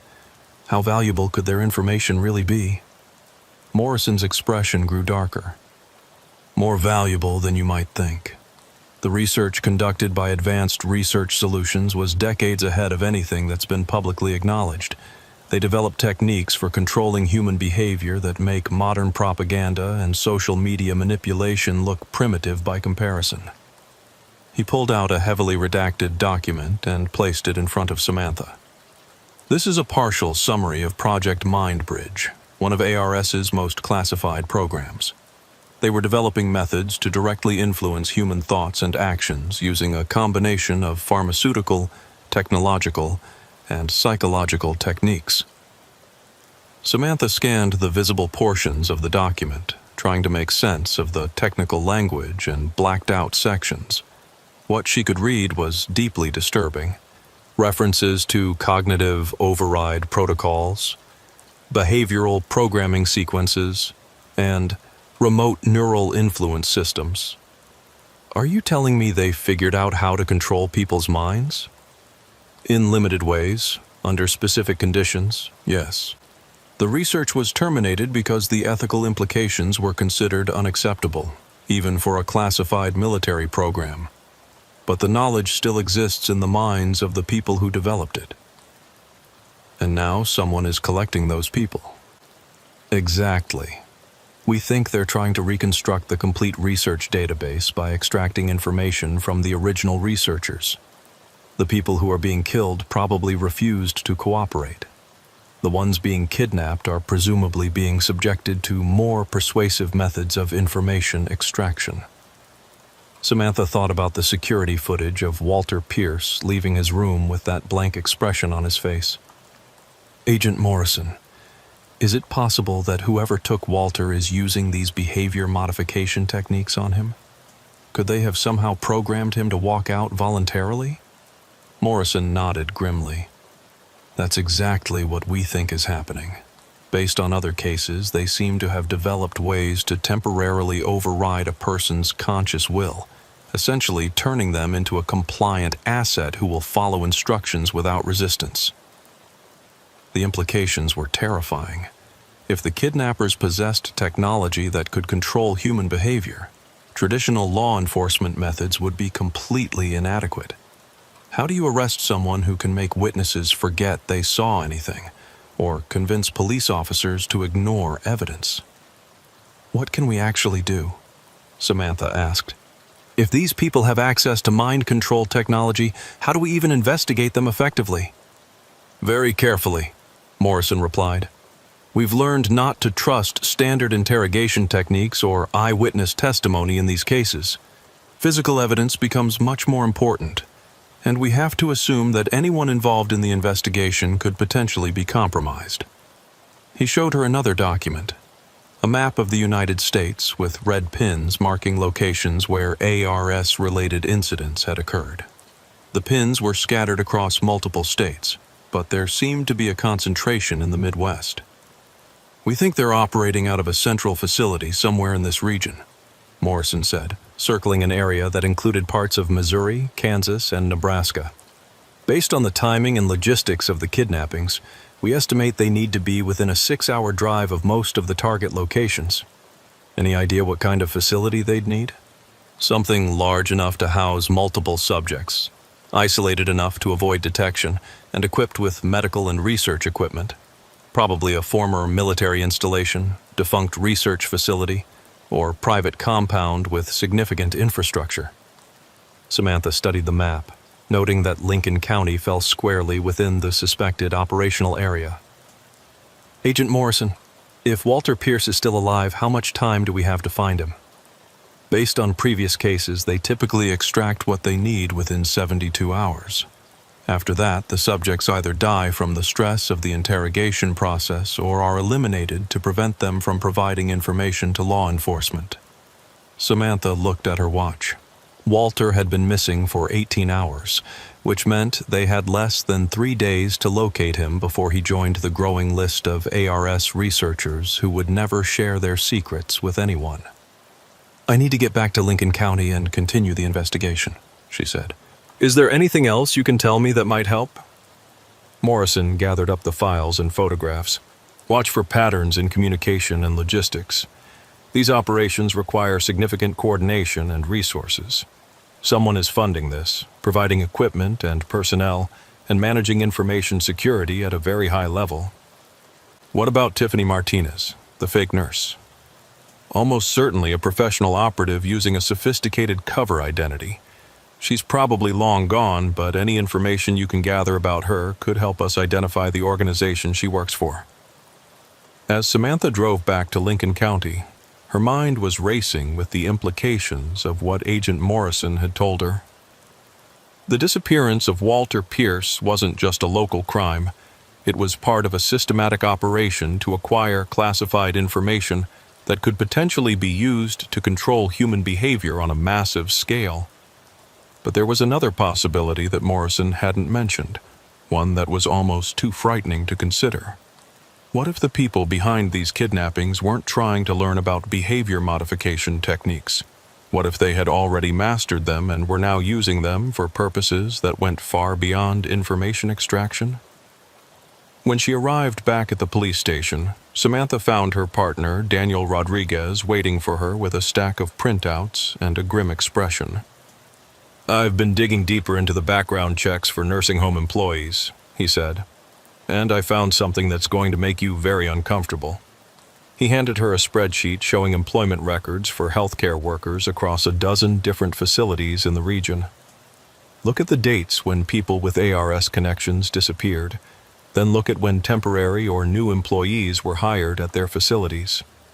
Samantha scanned the data and immediately saw the pattern Rodriguez had identified. In every case, someone with credentials similar to Tiffany Martinez had been hired within 2 weeks of an ARS-related disappearance or death. The timing was too consistent to be coincidental. They've been infiltrating nursing homes and care facilities across multiple states, Rodriguez continued, placing operatives in positions where they can access vulnerable elderly residents, particularly those with backgrounds that might be of interest. How many facilities are we talking about? At least 15 that I've identified so far, possibly more. And here's the really disturbing part. Most of these operatives are still in place. They didn't disappear after completing their missions like Tiffany Martinez did. They're still working, still having access to residents, still gathering information. Samantha felt a chill as she realized the scope of what they were dealing with. This wasn't just about kidnapping former government researchers. It was about establishing a network of assets throughout the healthcare system who could identify, monitor, and potentially eliminate people with knowledge that someone considered valuable. Daniel, we need to contact every facility on this list and warn them that they may have infiltrators on their staff, and we need to do it without alerting the operatives that we know about them. Already thought of that, Rodriguez said. I've been working with the FBI to coordinate simultaneous interviews with facility administrators, but we have to assume that some of these operatives will realize what's happening and either disappear or escalate their activities. As if summoned by his words, Samantha's phone rang with a call from Linda Hartwell at Sunset Manor. Officer Reeves, thank God you answered. We have another problem. A big one. What's wrong? It's about Jennifer Collins, the nurse who called in sick the night Walter disappeared. She didn't call in sick. She's been found dead in her apartment. And it looks like she's been dead for at least 2 days. Samantha felt the pieces of a darker puzzle falling into place. Jennifer Collins hadn't called in sick on the night of Walter's disappearance because Jennifer Collins had already been murdered. Someone had killed her, stolen her identity information, and used it to manipulate the staffing schedule at Sunset Manor. Linda, I need you to listen to me very carefully. Lock down the facility immediately. Don't let anyone in or out without police authorization. And I need a complete list of every employee who's been hired in the past 6 months, along with their personnel files. Officer Reeves, what's going on? Are we in danger? Samantha thought about the network of infiltrators that Rodriguez had identified, the sophisticated operation that had successfully extracted Walter Pierce without leaving any usable evidence, and the growing list of elderly researchers who had died or disappeared under suspicious circumstances. I don't know yet, she said honestly, but I think Walter's disappearance is just the beginning of something much bigger. As she hung up the phone, Samantha realized that their investigation had shifted from a missing person case to something that resembled a counterintelligence operation. They were dealing with professional adversaries who had resources, training, and objectives that went far beyond anything the Lincoln County Police Department was equipped to handle.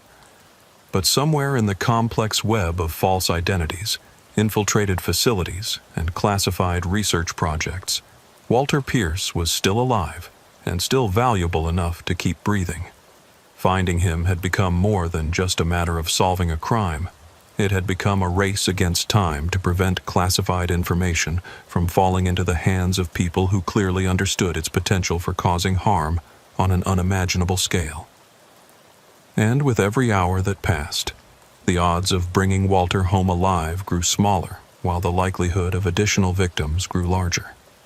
The abandoned Hartwell Research Institute had been sitting empty for 12 years, slowly deteriorating in the Kansas prairie 40 miles outside of Topeka. Local teenagers sometimes dared each other to break in and explore the maze of empty laboratories and office buildings, but most found the place too unsettling to stay long.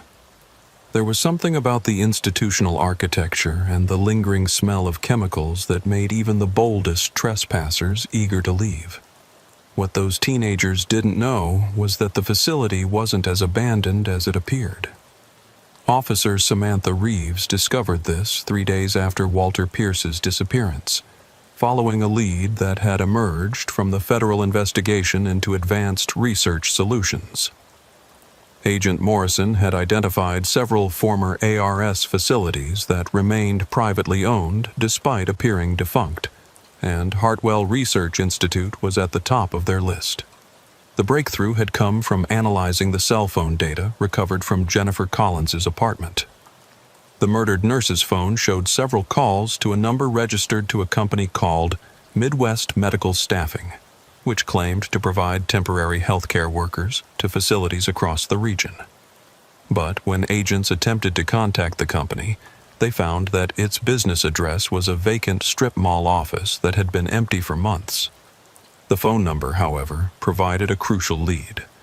Cell tower data showed that calls to the Midwest Medical Staffing number were being routed to a location approximately 40 miles southwest of Lincoln County, exactly where the Hartwell Research Institute sat in apparent abandonment.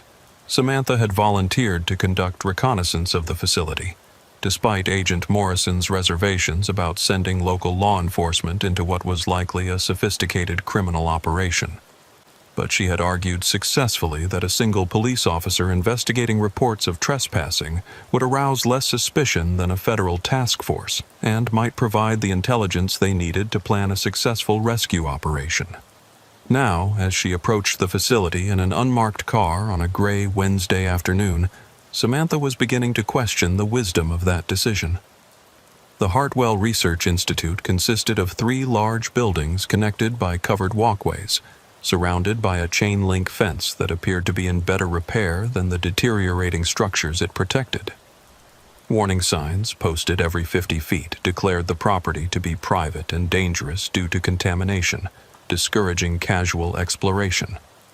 But as Samantha parked her car at a service road intersection half a mile away and approached on foot, she could see signs that the facility was far from abandoned. The parking lot contained several vehicles, including a white van with medical equipment logos and what appeared to be a mobile laboratory unit. Power lines that should have been disconnected years ago were clearly active, and she could see lights in several windows of the main building. Using binoculars to survey the facility from a concealed position in a grove of trees, Samantha was able to observe a level of activity that suggested the Hartwell Institute was operating as a fully functional research facility, despite its official status as an abandoned property. She watched as personnel in medical scrubs moved between buildings, wheeling equipment and what appeared to be medical gurneys along the covered walkways. The operation looked professional and well organized, with none of the improvised quality she might have expected from a criminal organization. But it was the arrival of a black sedan at 3:47 p.m. that confirmed her worst fears about what was happening inside the facility. The sedan pulled up to the main entrance, and Samantha watched through her binoculars as 2 people got out. A woman in a nurse's uniform who looked remarkably similar to the description of Tiffany Martinez, and an elderly man who moved with the same vacant, controlled demeanor she'd seen in the security footage of Walter Pierce leaving Sunset Manor. The elderly man was definitely not Walter. He appeared to be at least 10 years older and walked with a pronounced limp. But his behavior was identical to what she'd observed in the nursing home footage. Cooperative, but emotionless, following instructions without any sign of independent thought or resistance. As she watched, the woman guided the elderly man toward the main entrance, pausing to speak briefly with a security guard before disappearing inside the building. The entire interaction took less than 3 minutes, but it told Samantha everything she needed to know about the nature of the operation. The Hartwell Research Institute wasn't just a hiding place for kidnapped researchers. It was an active facility where multiple subjects were being brought for whatever process the organization was conducting. And if one elderly person was arriving while she watched, it meant that Walter Pierce was likely just one of several victims currently being held inside. Samantha called Agent Morrison on her secure radio. "I can confirm the facility is active," she reported. "Multiple buildings occupied, vehicles in the parking lot, and I just observed what appears to be the delivery of another elderly subject." "Any sign of Walter Pierce specifically?" "Negative, but the operational pattern matches what we saw at the nursing home. Professional personnel, subjects exhibiting behavioral control symptoms, sophisticated security procedures." "Roger that. We're mobilizing the tactical team now. Estimated arrival time is 45 minutes. Do not attempt entry until we arrive. Samantha acknowledged the instruction but continued her surveillance, hoping to gather additional intelligence that might help the rescue operation. What she saw over the next 30 minutes suggested that the situation was even more complex than they had initially understood. At regular intervals, personnel emerged from the main building to tend to what appeared to be a small cemetery behind the facility. Fresh graves were visible, along with several workers who seemed to be preparing additional burial sites. The implications were horrifying. Not all of the elderly researchers brought to this facility were leaving alive. But it was the activity she observed in the windows of the second building that provided the most disturbing revelation about what was happening at Hartwell Research Institute. Through a large window on the ground floor, Samantha could see what appeared to be a sophisticated medical facility equipped with examination tables, monitoring equipment, and what looked like surgical instruments. But the subjects on the examination tables weren't passive patients. They were restrained elderly people who appeared to be undergoing some kind of procedure that involved electronic devices being attached to their heads. Even from a distance, the scene reminded Samantha of descriptions she'd read about historical medical experiments conducted on unwilling subjects. But this facility was using modern technology and techniques, suggesting that whatever information they were extracting from their victims was being obtained through methods that were both highly advanced and completely unethical. Her radio crackled with an update from Agent Morrison. Be advised, we've intercepted communications suggesting they may be planning to evacuate the facility tonight. Timeline has been moved up. Tactical Team ETA is now 20 minutes. Samantha felt a surge of urgency. If the operators were planning to abandon the facility, they would likely eliminate any evidence, including the research subjects who might be able to testify about what had been done to them. Agent Morrison, I think they're going to kill the subjects before they evacuate. We may not have 20 minutes. Negative, Officer Reeves. Do not attempt entry. That's an order. But as Samantha watched, she saw something that made the decision for her. Through the window of the main building, she could see an elderly man strapped to a medical table with what appeared to be electrodes attached to his head. Even at this distance, she recognized the distinctive profile. It was Walter Pierce, and he appeared to be conscious and in distress. Without waiting for backup, Samantha began moving toward the facility perimeter, knowing that every minute of delay might mean the difference between rescue and recovery of a body. The chain-link fence was equipped with motion sensors and surveillance cameras, but Samantha had observed a section near the loading dock where tall weeds provided concealment from most angles. She managed to cut through the fence using wire cutters from her patrol car toolkit, creating an opening just large enough to crawl through without triggering obvious alarms. The loading dock area was temporarily unguarded, allowing her to reach the rear entrance of the main building. The door was locked, but it was an older institutional lock that yielded to basic lock-picking techniques she'd learned during her police training. Inside, the facility was a maze of corridors lined with rooms that had been converted from research laboratories into holding cells and medical examination areas.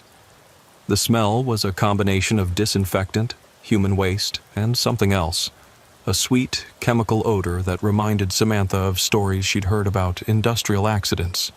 She could hear voices coming from deeper in the building, along with the electronic beeping of medical monitoring equipment. Following the sounds, she located a central corridor that seemed to lead to the main operational area of the facility. What she found there would haunt her for the rest of her career. The main laboratory had been converted into what could only be described as a human experimentation facility. A dozen examination tables were arranged in rows, each occupied by an elderly person in various stages of what appeared to be medical torture. Most of the subjects were unconscious, but a few were awake and clearly aware of their surroundings despite being unable to move or speak. Walter Pierce was on the table closest to a bank of monitoring equipment, with cables connected to devices that had been surgically implanted in his skull. His eyes were open and alert, tracking Samantha's movement as she entered the room. but he showed no other sign of voluntary muscle control. Standing over him was a woman in medical scrubs, definitely Tiffany Martinez, based on the photos Samantha had seen. She was adjusting settings on a complex electronic device while consulting a laptop computer that displayed what appeared to be brainwave patterns in real time. "The neural mapping is complete," Tiffany said to someone out of Samantha's line of sight. "We've successfully extracted the complete behavioral modification protocols from his long-term memory. The data transfer should be finished within the hour." A male voice responded from across the room. "Excellent. What about the other subjects from the ARS program?" "Subject 7 completed extraction yesterday. All the pharmaceutical conditioning data has been preserved. Subject 12 is still in process, but we should have the complete psychological programming protocols by tonight." Samantha realized she was witnessing the systematic extraction of classified information directly from the brains of the people who had developed it decades earlier. The technology being used was far beyond anything she had imagined possible, suggesting that whoever was behind this operation had resources and capabilities that rivaled those of major governments. But there was something else happening in the laboratory that was even more disturbing than the information extraction process. At several of the examination tables, the subjects appeared to be deceased, but their bodies were still connected to the monitoring equipment and showed signs of electrical activity. Somehow, the operators were continuing to access information from the brains of people who had died during the extraction process. The implications were staggering. Not only were they systematically murdering elderly researchers to steal their memories, but they had developed technology that could continue extracting information even after death. Samantha was preparing to call for immediate backup when her radio crackled to life, loudly enough to alert everyone in the laboratory to her presence. "Officer Reeves, this is Agent Morrison. Tactical team is in position. What's your status?" The male voice in the laboratory immediately responded to the radio transmission. "We have law enforcement on the property. Initiate sterilization protocol immediately." Tiffany Martinez began rapidly typing commands into her laptop, while other personnel Samantha hadn't seen before emerged from different areas of the laboratory. She found herself surrounded by at least 6 people, all of whom seemed to be armed and professionally trained. "Officer Reeves," one of them said calmly, "you're going to need to put down your weapon and surrender. This facility is conducting authorized research under classified government contracts. Your interference constitutes a federal crime." Samantha kept her service pistol drawn, but realized she was severely outgunned and outmaneuvered. These people are being held against their will and subjected to medical torture. There's nothing authorized about what's happening here. "I'm afraid you're mistaken," the man replied. "These subjects are all volunteer participants in advanced medical research designed to treat severe neurological conditions. The procedures you've observed are experimental treatments for dementia and Alzheimer's disease." Even as he spoke, Samantha could see Tiffany Martinez and other personnel beginning to disconnect equipment and prepare what appeared to be an evacuation procedure. Whatever they were planning to do, they intended to complete it quickly and leave no evidence behind. "Officer Reeves," her radio crackled again. "Federal agents are entering the building now. Maintain your position." But as the sounds of the tactical team's entry echoed through the facility corridors, Samantha realized that the people operating this facility had been prepared for exactly this scenario. They weren't panicking or attempting to flee. They were executing a carefully planned response that suggested they had contingencies for law enforcement intervention. And as she looked at Walter Pierce's face, conscious and aware but completely helpless, she realized that whatever happened next would determine not just whether he survived, but whether the classified information in his mind would be used for purposes that could threaten far more people than just the elderly researchers who had been kidnapped and tortured in this nightmarish facility. The explosion that rocked the Hartwell Research Institute at 4:23 p.m. came without warning, sending a shockwave through the building that knocked Samantha to her knees and shattered every window in the main laboratory. Emergency lighting flickered on as the primary power systems failed, bathing the room in an eerie red glow that made the scene of medical horror even more nightmarish. In the chaos that followed the blast, Samantha lost sight of Tiffany Martinez and the other operatives who had surrounded her moments before. The sound of automatic weapons fire echoed from other parts of the building as the federal tactical team engaged with what appeared to be a well-armed security force that had been hidden within the facility. But it was what happened to the experimental subjects that would haunt Samantha for the rest of her life. As smoke filled the laboratory and debris rained down from the damaged ceiling, the monitoring equipment connected to the 12 examination tables began displaying critical alerts. The subjects who had been unconscious started convulsing as their neural implants overloaded, while those who were still aware, including Walter Pierce, showed signs of extreme distress as electrical surges coursed through the devices embedded in their brains. Samantha fought her way through the smoke and debris to Walter's examination table, trying to disconnect the cables that were connected to the implant in his skull. But the electronic device was more sophisticated than she had realized, and her attempts to remove it seemed to be causing him even more pain. "Don't," a voice said behind her. "You'll kill him if you disconnect those cables wrong." Samantha spun around to find a man in medical scrubs standing behind her, one of the operatives who had been working on the other subjects. But instead of threatening her or attempting to stop her rescue effort, he appeared to be offering help. "The neural interfaces are designed to prevent tampering," he continued. "If you disconnect them incorrectly, the electrical feedback will cause massive brain damage." "Then help me disconnect them correctly," Samantha said, keeping her service weapon trained on him while trying to evaluate whether he was attempting to help or deceive her. "I can't," he replied. "I'm Dr. Matthew Harrison, and I used to work for Advanced Research Solutions. These people kidnapped me 6 months ago and have been forcing me to participate in this project by threatening my family." The building shook again as another explosion echoed through the facility, followed by the sound of helicopters landing outside. Agent Morrison's voice could be heard over a bullhorn, demanding that all personnel in the building surrender immediately. "Doctor, if you really want to help, tell me how to save these people." Dr. Harrison moved to a control console that had survived the initial explosion and began typing rapid commands. "The only way to safely disconnect the neural interfaces is through the main computer system, but they've initiated a sterilization protocol that will overload all the implants simultaneously in about 10 minutes. "What does that mean?" "It means they're planning to kill all the subjects to prevent them from providing testimony about what was done to them. The electrical overload will destroy their brains while making it appear that they died from injuries sustained during the tactical assault." Samantha felt a surge of rage at the calculated cruelty of the plan. Not only had these people tortured elderly researchers to steal their memories, but they were prepared to murder all the evidence to cover their tracks. "Can you stop the sterilization protocol?" "Maybe, but I need about 15 minutes to override the security systems, and I don't think we have that long." As if to emphasize his point, the sound of combat grew closer as the tactical team fought their way through the building's defenses.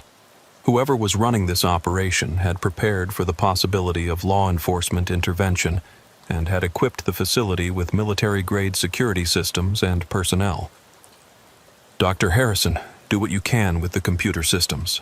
I'm going to try to evacuate as many subjects as possible." Samantha began disconnecting the simpler monitoring equipment from the examination tables, hoping to make the subjects more mobile without triggering the fatal overload that Dr. Harrison had warned about. Most of them were unconscious and would require stretchers to move, but Walter Pierce and 2 others appeared to be aware enough to potentially walk with assistance. But as she tried to help Walter sit up, she realized that the neural implants had done more than just extract information from his brain. They had also impaired his motor functions and speech capacity. He could understand what was happening around him, but he couldn't coordinate his movements or communicate effectively. "Walter, I'm Officer Samantha Reeves with the Lincoln County Police Department. We're here to get you out of this place. Can you understand me?" Walter's eyes focused on her face, and he nodded slightly. But when he tried to speak, only incoherent sounds emerged. The implant had apparently damaged the areas of his brain responsible for language processing. "Officer Reeves," Dr. Harrison called from the computer terminal. "I'm having trouble overriding the sterilization protocol. The system is more sophisticated than I thought, and they've got some kind of quantum encryption that I've never seen before." "How long do we have?" "Maybe 8 minutes before the neural interfaces start overloading." Samantha made a decision that went against all her training and instincts. Instead of waiting for the tactical team to secure the building, she began moving the conscious subjects toward what appeared to be an emergency exit at the far end of the laboratory. The first subject she tried to help was a woman in her 70s who appeared to be more mobile than Walter. But as soon as Samantha touched her arm, the woman began screaming. Not words, but sounds of pure terror that suggested her mind had been damaged beyond repair by whatever procedures had been performed on her. The second subject, an elderly man who appeared to be catatonic, showed no response at all when she tried to move him. His neural implant was still displaying activity on the monitors, but there was no sign that any recognizable personality remained in his damaged brain. Walter Pierce seemed to be the only subject who retained enough cognitive function to potentially cooperate with a rescue effort, but even he required extensive assistance to stand and walk. "Dr. Harrison, what did you do to these people?" "The neural interface technology was designed to extract specific memories without damaging other brain functions," he replied, while continuing to work frantically at the computer terminal. "But the people running this operation pushed the extraction process beyond safe limits. They weren't just copying information, they were essentially strip mining these people's brains for every fragment of knowledge they contained." "And the subjects who died?" "The extraction process was so intensive that their brains couldn't handle the stress. But even after death, the neural interfaces could continue accessing residual electrical activity for several hours, allowing them to recover additional information from dying brain tissue." Samantha felt sick as she realized the full scope of what had been done at this facility. The operators hadn't just been conducting illegal human experiments. They had been systematically destroying human minds to extract classified information, treating elderly researchers like disposable resources to be consumed and discarded. The sound of boots in the corridor outside the laboratory indicated that the tactical team was finally approaching their location, but it also meant that the operatives running the facility would be even more motivated to eliminate evidence of their activities. "Dr. Harrison, we're out of time. Whatever you're going to do with that computer system, do it now."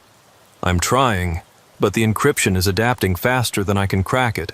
It's like the system is learning from my attempts and generating new security protocols in real time." The laboratory door burst open as federal agents in tactical gear entered with weapons raised. Agent Morrison was among them, his face grim as he surveyed the scene of medical horror. "Officer Reeves, are you injured?" "Negative, but we have a problem.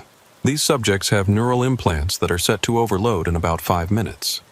If we can't disable the sterilization protocol, they're all going to die." Agent Morrison immediately began coordinating with technical specialists who had accompanied the tactical team. Within minutes, they had additional personnel working on the computer systems, while medical technicians tried to stabilize the subjects for emergency transport. But as they worked against the countdown to the sterilization protocol, Samantha noticed something that made her realize their rescue effort might already be too late. Tiffany Martinez and the other operatives who had been running the facility were nowhere to be found.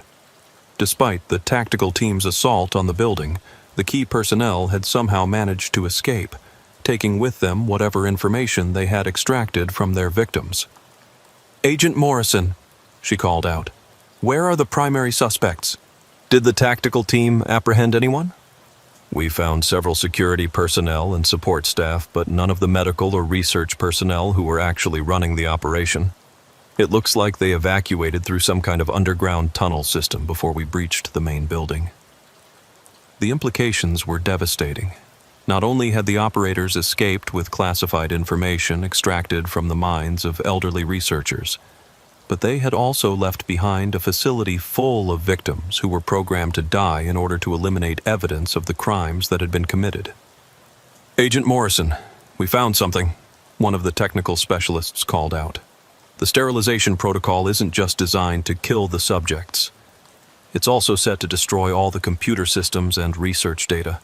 They're planning to eliminate every trace of what was done here." "How long do we have?" 3 minutes until the neural implants overload, maybe 6 minutes until the facility's self-destruct system activates. Agent Morrison began coordinating an immediate evacuation of all personnel and subjects. But Samantha realized that even if they managed to get everyone out alive, they would lose any chance of understanding what had been done or recovering the stolen information. "Dr. Harrison," she called out, "is there any way to preserve the research data before the systems destroy themselves?" "I can try to download the extraction logs, but there's no way to get all of it. The database is enormous. We're talking about decades of classified research from dozens of subjects. Do what you can." As federal agents and medical personnel worked frantically to evacuate the subjects from the laboratory, Samantha stayed with Walter Pierce, trying to provide some comfort to a man whose mind had been systematically destroyed by people who viewed human consciousness as nothing more than a data storage system to be exploited. Walter looked at her with eyes that still showed intelligence and awareness, but when he tried to communicate, the damage to his brain made coherent speech impossible. He seemed to understand that they were trying to help him, but there was also a profound sadness in his expression that suggested he knew he would never fully recover from what had been done to him. The countdown reached 0 at 4:47 p.m. Instead of the massive electrical overload that Dr. Harrison had predicted, there was only a series of small sparks from the neural implants as their power systems simply shut down. The sterilization protocol had malfunctioned, leaving the subjects alive, but the computer systems locked in an encrypted state that made data recovery impossible. As they carried Walter Pierce and the other survivors out of the facility, Samantha could see smoke rising from other buildings in the complex. The self-destruct system was working properly, even if the subject elimination protocol had failed, ensuring that any evidence of the operation would be destroyed within minutes. The last thing she saw as they reached the emergency vehicles waiting outside was the main laboratory building collapsing in on itself, taking with it any hope of understanding the full scope of what had been done to Walter Pierce and the other victims.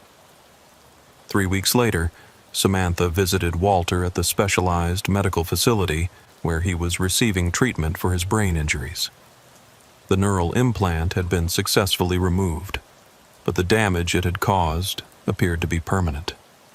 He could understand simple communication and perform basic tasks, but his capacity for complex thought and speech had been irreversibly compromised. "The other subjects aren't doing as well," Dr. Patricia Williams, the neurologist overseeing his care, had told her. "Most of them suffered more extensive brain damage and will require permanent institutional care. Walter was lucky, if you can call it that." "What about the people who did this? Any leads on where they went?" "The FBI is still investigating, but they've essentially vanished. The identities they were using were all sophisticated fakes, and the financial trail leads to offshore accounts that were closed immediately after the facility was destroyed." Samantha sat with Walter for an hour, reading to him from a paperback novel she'd found in his room at Sunset Manor. He seemed to enjoy the familiar routine, even if he couldn't follow the complex plot anymore. But as she was preparing to leave, Walter managed to speak a single word clearly enough for her to understand. "More." "More what, Walter?" He pointed toward the window, then gestured vaguely in several directions, repeating the word with obvious effort. "More. More." It took Samantha several minutes to understand what he was trying to communicate, but eventually she realized that Walter was warning her about something the medical professionals had missed. He was trying to tell her that there were more facilities like Hartwell Research Institute, more operations extracting classified information from elderly researchers, and more victims suffering the same fate that had been inflicted on him. The case of Walter Pierce's disappearance had been officially closed with the destruction of the facility and the rescue of the surviving subjects. But as Samantha drove away from the medical center, she understood that they had only uncovered a small piece of a much larger operation that continued to function in the shadows. Somewhere, Tiffany Martinez and her associates were setting up new facilities and identifying new targets, systematically acquiring the classified knowledge that existed only in the minds of elderly researchers who had thought their secrets died with their careers. And until someone found a way to stop them, Walter Pierce's suffering would be repeated again and again, as the accumulated knowledge of decades of classified research was extracted from the minds of people who had never intended to share their secrets with anyone. The question that would haunt Samantha for years to come was whether law enforcement would ever be able to match the resources and sophistication of an organization that could make people disappear from secured facilities and extract information directly from their brains, using technology that seemed to belong more to science fiction than to the real world. Walter Pierce had survived, but his mind had been stripped of everything that made him who he was. And somewhere in the vast network of information brokers and criminal organizations that existed beyond the reach of traditional law enforcement, the stolen contents of his memory were being analyzed, cataloged, and potentially used for purposes that the original researchers had never intended. The missing persons case had been solved, but the larger questions it raised about the security of classified information and the vulnerability of elderly researchers would remain unanswered, hidden in the same shadows that concealed the people responsible for Walter's ordeal. Some secrets, Samantha had learned, were valuable enough that people would commit unspeakable crimes to obtain them. And some victims would never fully recover from the process of having their minds systematically dismantled by people who viewed human consciousness as nothing more than a storage medium to be exploited. The nightmare that had begun with an empty bed at Sunset Manor had ended, but the larger horror it represented continued somewhere beyond the reach of justice. Officer Ashley Martinez had worked enough teenage party cases to know that most of them followed predictable patterns. Parents go out of town, word spreads through social media, 50 kids show up where only 10 were invited. Someone calls the police about noise, and everyone scatters when the patrol cars arrive. Usually, the worst consequences were some broken furniture and embarrassed parents dealing with underage drinking citations. But the party at 1847 Hillcrest Avenue in suburban Phoenix, Arizona was different from the moment Ashley arrived on scene. The house belonged to the Hendricks family, affluent suburbanites who had left their 17-year-old daughter Chelsea home alone while they attended a business conference in Chicago. What should have been a quiet weekend had turned into something much more complicated when Chelsea decided to throw what her friends later described as an intimate gathering that somehow ballooned into a full-scale house party with over 100 attendees. The call had come in at 2:17 a.m. from a neighbor complaining about loud music and cars parked throughout the residential street. Ashley had responded, expecting a routine noise complaint, but what she found when she arrived suggested that something had gone seriously wrong during the evening's festivities. The house was empty except for 3 teenagers who appeared to be passed out on various pieces of furniture in the living room. Empty alcohol bottles and red plastic cups littered every surface, and there were clear signs that the party had gotten significantly out of hand. Broken decorations, overturned furniture, and what appeared to be vomit stains on the carpet. But Chelsea Hendricks was nowhere to be found. Ashley's attempts to wake the 3 unconscious teenagers initially met with limited success. 2 of them, a boy and girl who appeared to be around 16, were so intoxicated that they couldn't provide coherent information about what had happened during the party or where Chelsea might be. The 3rd teenager, a 17-year-old named Brandon Walsh, was slightly more responsive but seemed disoriented and confused about basic facts. "Where's Chelsea?" Ashley asked as Brandon slowly regained consciousness on the living room couch. "Chelsea? I don't know. She was here earlier.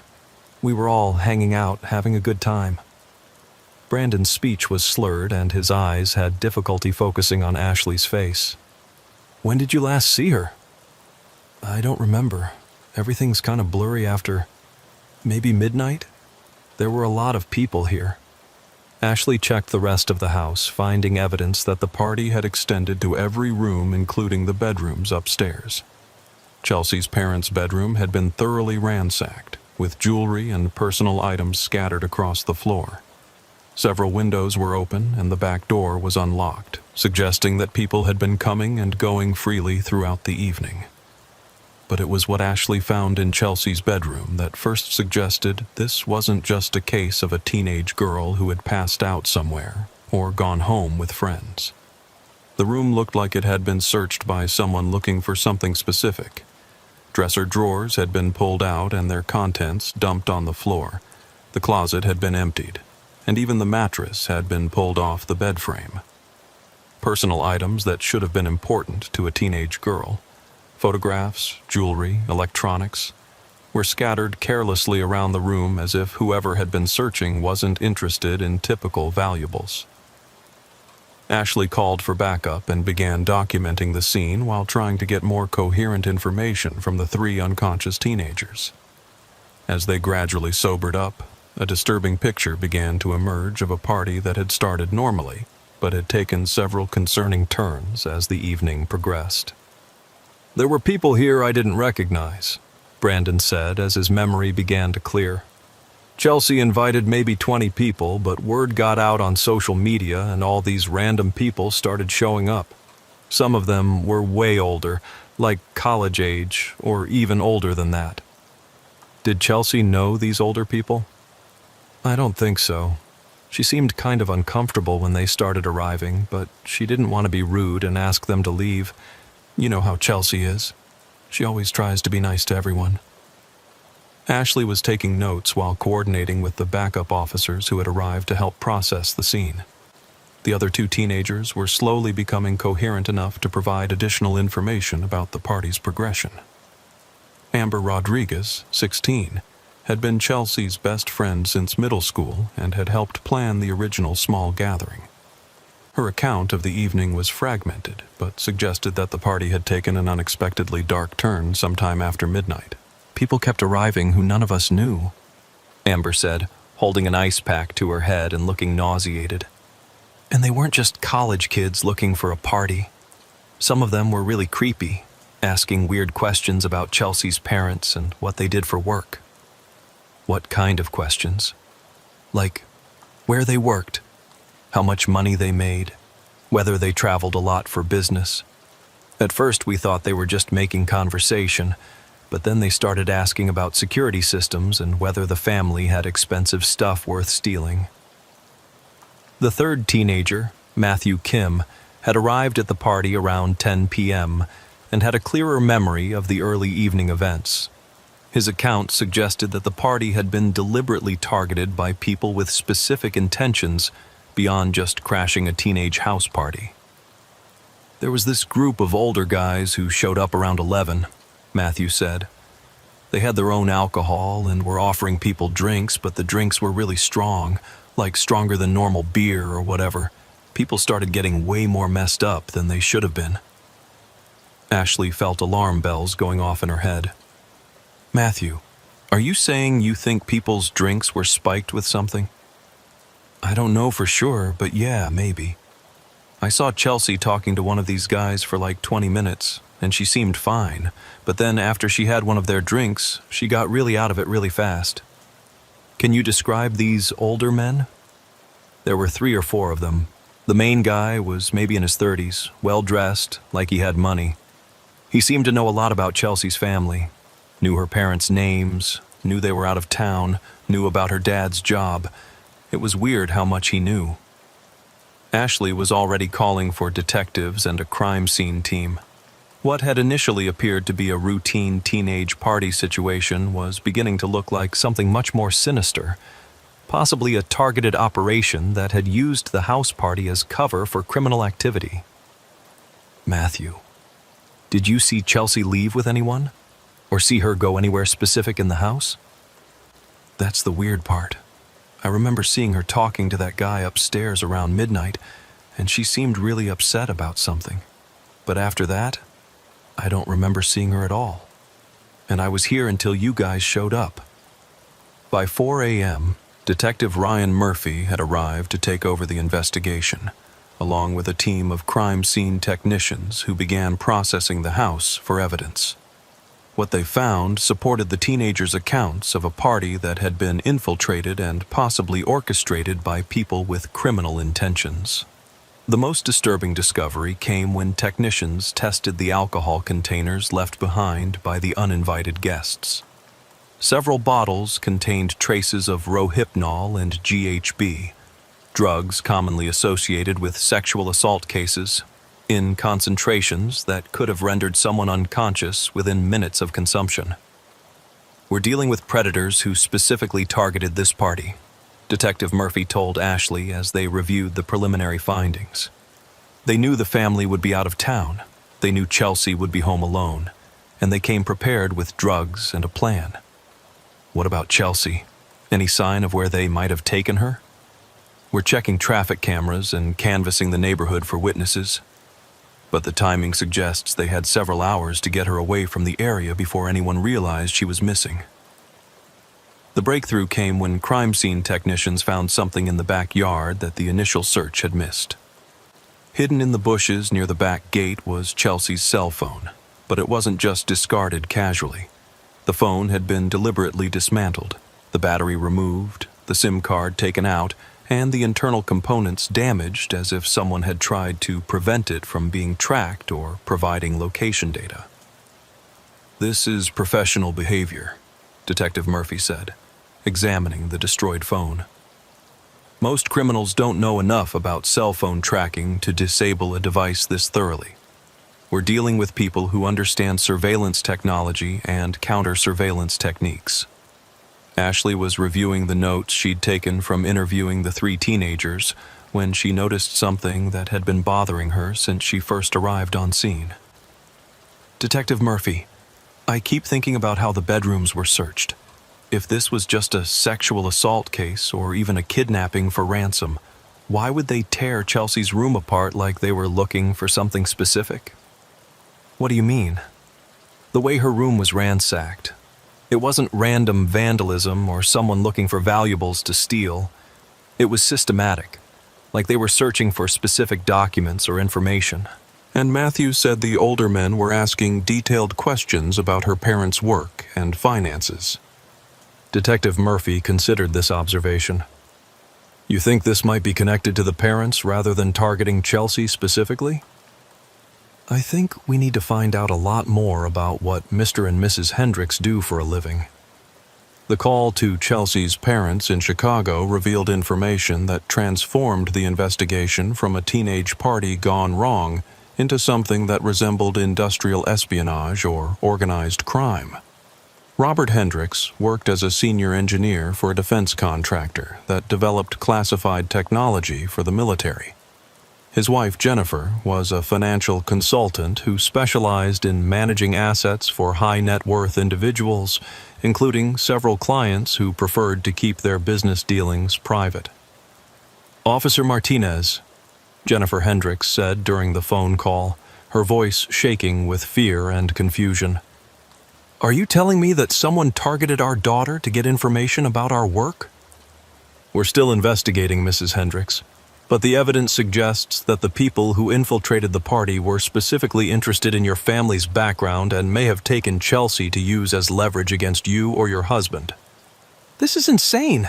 We're just normal people trying to make a living. Why would anyone want to hurt Chelsea to get to us?" But as Ashley continued the conversation with Chelsea's parents, it became clear that their normal life included access to information and resources that certain people might consider extremely valuable. Robert's security clearance gave him access to cutting-edge military technology, while Jennifer's client list included individuals who had reason to keep their financial activities away from government scrutiny. "Mrs. Hendricks, I need you and your husband to return to Phoenix immediately, and I need you to think very carefully about anyone who might have shown unusual interest in your work or family situation recently." There was something," Jennifer said hesitantly. "About a month ago, Robert mentioned that someone had been asking questions about him at work. Not official questions, but like someone was trying to get information about his projects and security clearance." "What kind of someone?" "He said it was presented as a background check for some kind of consulting opportunity, but the questions were more detailed than normal. They wanted to know about our finances, our travel schedule, our family situation. Robert thought it was suspicious enough to report it to his security officer." Ashley felt pieces of a larger puzzle beginning to fall into place. The party hadn't been a random target of opportunity. It had been part of a carefully planned operation to gain access to the Hendricks family and the information they possessed. But Chelsea's disappearance was just the beginning. As Ashley and Detective Murphy continued their investigation, they would discover that the teenage girl had been caught in the middle of something far more dangerous than a house party gone wrong. Somewhere in Phoenix, possibly in a location that had been prepared specifically for this purpose, Chelsea Hendricks was being held by people who viewed her not as a person, but as a tool to be used against her parents in pursuit of information that could be worth millions of dollars on the black market. And with every hour that passed, the chances of finding her alive grew smaller as the people who had taken her moved closer to achieving their ultimate objective: accessing classified military technology and private financial information that could be used to cause damage on a national scale. The 3 teenagers who had survived the party at 1847 Hillcrest Avenue were released to their parents after spending 6 hours at the police station, but Detective Murphy insisted they remain available for follow-up interviews as the investigation developed. What none of them realized as they left the station that morning was how dramatically their stories would change over the following days. Officer Ashley Martinez had been assigned to conduct the follow-up interviews, and she began with Brandon Walsh, the 17-year-old who had seemed most coherent during the initial questioning. When she met with Brandon and his parents at their home 2 days after the party, she found a young man who appeared to be struggling with memory problems that went beyond normal alcohol-induced blackouts. "Brandon, I'd like to go through the events of Saturday night again, now that you've had time to recover," Ashley said, sitting across from him in his family's living room while his parents listened anxiously. "I've been trying to remember," Brandon said, rubbing his temples as if fighting a headache. "But it's like there are pieces missing, not just fuzzy, but actually missing, like someone took parts of my memory and deleted them." "What's the last thing you remember clearly?" "Chelsea introducing me to some of the older guys who crashed the party. One of them seemed really interested in talking to me, asking about school, my plans after graduation, that kind of thing. He seemed nice enough, but there was something weird about how much attention he was paying to me." Ashley made notes while encouraging Brandon to continue. "Can you describe this man?" "Tall, maybe 6'2", dark hair, well-dressed. He looked like he had money, you know. Expensive watch, nice shoes. But the weird thing was how much he seemed to know about everyone at the party. He knew names. He knew which school people went to. He even knew stuff about some people's families." "What happened after you talked to him?" "That's where it gets strange. I remember him offering me a drink, and I remember taking it. But after that..." Brandon paused, his expression troubled. "After that, there's nothing until I woke up on Chelsea's couch when you arrived." Brandon's parents, who had remained silent during most of the interview, exchanged worried glances. His mother, Patricia Walsh, finally spoke up. "Officer Martinez, Brandon's been having nightmares since the party, really intense ones where he wakes up screaming about things that don't make sense." "What kind of things?"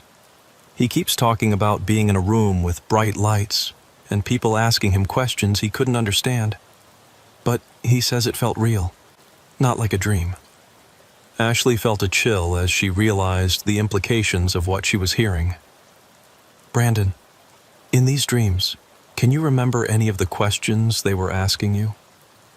They wanted to know about my parents, about our house, about my dad's work schedule, but also weird stuff, like whether I'd ever been hypnotized, whether I had any allergies, whether I'd ever had surgery. Brandon's voice became strained as he tried to access the memories. The whole thing felt like some kind of medical examination, but that's impossible because I was at Chelsea's house the whole time. Are you sure you were at Chelsea's house the whole time? Brandon stared at her for a long moment, his face pale. I don't know. I thought I was, but now that you ask, I can't actually remember being in any specific room at Chelsea's house after about midnight. The interview with Amber Rodriguez yielded even more disturbing information.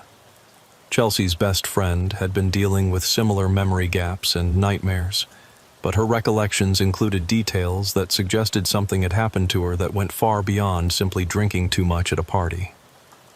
I keep having these flashes of being somewhere else, Amber told Ashley as they sat in a quiet corner of the coffee shop where Amber worked part-time. Not Chelsea's house, but somewhere with concrete walls and medical equipment. Medical equipment? Like in a hospital or a doctor's office. I remember being on some kind of table with bright lights overhead and people in masks standing around me, but that's impossible, right? I was at Chelsea's party the whole time. Ashley studied Amber's face carefully, noting the genuine confusion and distress in her expression. Amber, these memories you're having, do they feel like dreams, or do they feel real? That's the problem. They feel completely real. More real than my memories of being at the party, actually. I can remember specific details, the smell of disinfectant, the sound of machines beeping, even conversations between the people who were doing things to me. What kind of things? Amber's voice dropped to almost a whisper. They were asking me questions while I was on this table. Personal questions about Chelsea's family, about her parents' work, about the layout of their house. But I was answering them even though I didn't want to, like I couldn't control what I was saying. Ashley felt a growing sense of unease as she realized what Amber might be describing. Did they give you any kind of injection or medication? I think so. I remember a sharp pain in my arm, and then everything became really fuzzy. But I could still hear everything they were saying, and I could still answer their questions. I just couldn't control my responses. The implications were deeply disturbing. If Amber's account was accurate, it suggested that the teenagers at the party hadn't just been drugged and left unconscious. They had been systematically interrogated using pharmaceutical methods designed to extract information against their will. Amber, I need you to think very carefully about this next question. In these memories, did you see Chelsea? Was she there with you? Amber closed her eyes and concentrated for several minutes before responding. Yes, she was on another table next to mine. But she wasn't answering questions like I was. They were doing something different to her. Different how? She was connected to some kind of machine, and they seemed to be, I don't know how to describe it, like they were putting information into her head instead of taking it out. And she looked terrified, but she couldn't move or speak. Ashley's interview with Matthew Kim, the third teenager who had been conscious when she arrived at the party, provided the most coherent account of what had actually happened that night. Unlike Brandon and Amber, Matthew's memories were relatively clear, but what he described painted a picture of a sophisticated criminal operation that had used the house party as cover for something far more sinister than simple kidnapping. I remember more than the other two because I didn't drink as much, Matthew explained as they sat in his family's living room.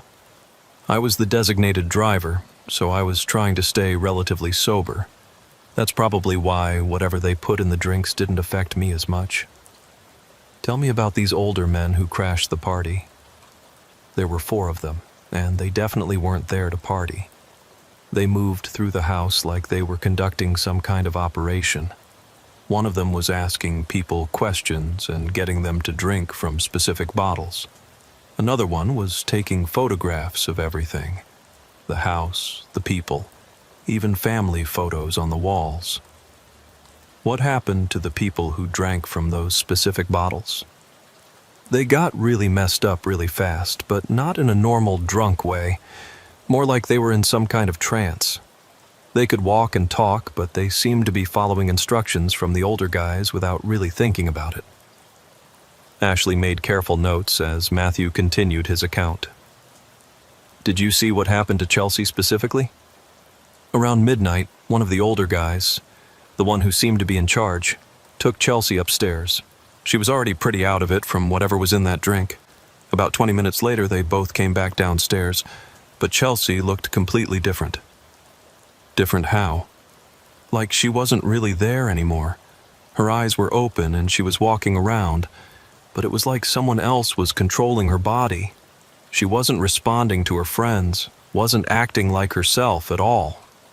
Matthew's description matched what Ashley had observed on the security footage from other cases involving sophisticated criminal organizations, victims who appeared to be conscious but were actually under some form of pharmaceutical or psychological control. Matthew, did you see Chelsea leave the house? That's the weird part. Around 1 a.m., she just walked out the back door like she was going somewhere specific. But she didn't take her purse or her keys or anything, just walked out into the backyard and disappeared. Did anyone go with her? Not right away, but about 10 minutes later, two of the older guys left through the same door. They weren't hurrying or acting suspicious, just casually walking out like they were going to their car. Ashley was beginning to understand the sophisticated nature of the operation that had targeted Chelsea and her friends. The perpetrators had used advanced pharmaceutical methods to control their victims' behavior, systematically extracted information about the Hendricks family, and then used some form of behavioral programming to make Chelsea voluntarily leave the house and go to a predetermined location. Matthew, during the time you were observing all this, did any of the older men show particular interest in you or try to get you to drink anything specific? One of them kept offering me drinks, but when I told him I was driving, he seemed to lose interest in me. It was like once he realized I wasn't going to be as easily affected, he just ignored me.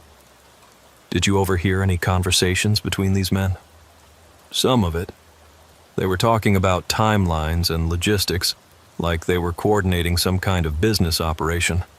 I heard one of them say something about extraction protocols and information verification.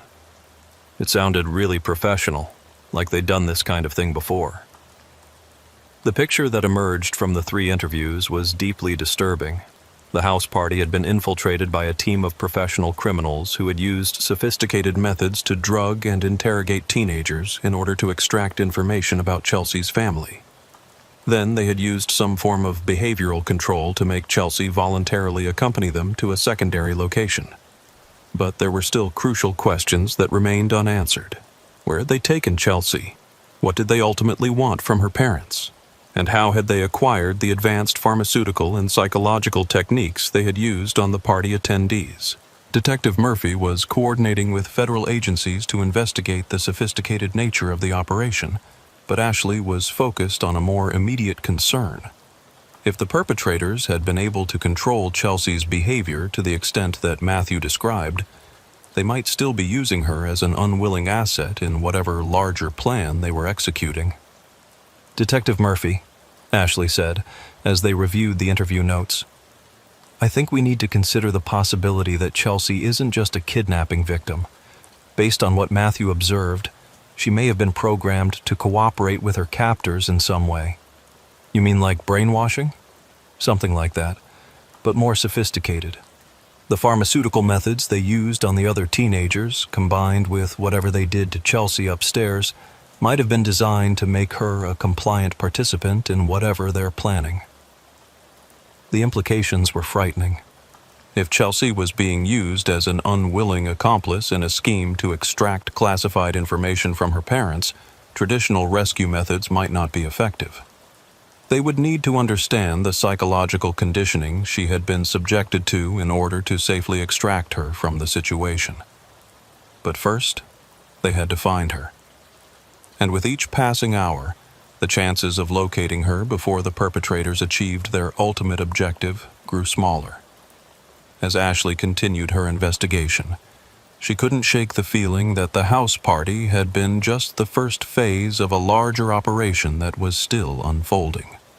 Somewhere in Lincoln County, Chelsea Hendricks was being held by people who had turned her into a weapon against her own family, using advanced techniques that blurred the line between kidnapping and mind control. The question that haunted Ashley was whether they would be able to find Chelsea before her captors used her to destroy everything her parents had worked to build, and whether the young woman they eventually rescued would still be recognizable as the person she had been before that terrible night. The abandoned warehouse on Industrial Boulevard had been empty for 3 years, another casualty of Phoenix's shifting manufacturing sector. But Officer Ashley Martinez discovered that appearances could be deceiving when she followed up on an anonymous tip about unusual activity at the facility. The tip had come through the department's confidential hotline at 3 a.m. on Thursday morning, exactly 4 days after Chelsea Hendricks's disappearance. The caller, who identified himself only as someone who knows what happened at that party, provided specific details about vehicles being seen at the warehouse during late-night hours, and mentioned seeing a teenage girl who matched Chelsea's description. Ashley had wanted to coordinate the warehouse investigation with Detective Murphy and federal agents, but the caller had been insistent that law enforcement presence would cause the perpetrators to relocate their operation immediately. Against her better judgment, she decided to conduct initial reconnaissance alone, planning to call for backup once she had confirmed whether the location was actually connected to Chelsea's case. The warehouse district was deserted at 4 p.m. on a Thursday afternoon, with most of the remaining businesses having closed hours earlier. Ashley parked her patrol car a quarter-mile away and approached the target facility on foot, using abandoned buildings and shipping containers as cover, while she observed the exterior of the warehouse. At first glance, the building appeared to be completely vacant. The parking lot was empty, windows were boarded up, and weeds had grown up around the loading docks.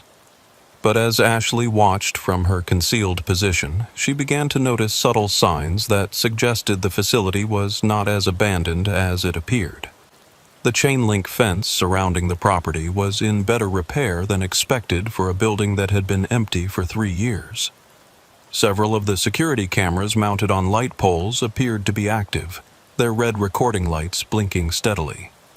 Most telling of all, there were fresh tire tracks in the dirt near a side entrance that suggested regular vehicle traffic. Ashley was preparing to call Detective Murphy when she observed something that made her realize the investigation had taken a dangerous turn. A black SUV pulled into the warehouse parking lot and stopped near the main entrance. 3 people got out, 2 men in business suits and a teenage girl who appeared to be moving in the same controlled, trance-like manner that Matthew Kim had described observing in Chelsea at the house party. Even from a distance, Ashley could see that the girl matched Chelsea's physical description. But her behavior was deeply unsettling. She walked with mechanical precision, showed no awareness of her surroundings, and followed the 2 men's instructions with the blank compliance of someone whose will had been completely overridden. Ashley immediately called for backup, while maintaining visual surveillance of the warehouse. But as she waited for additional units to arrive, she witnessed something that convinced her that waiting for backup might not be an option. One of the men who had arrived with Chelsea made a phone call, and within minutes, several other vehicles began arriving at the warehouse. What had appeared to be an abandoned building suddenly became a hub of activity as people in medical scrubs and business attire began moving equipment and documents out of the facility. They were evacuating.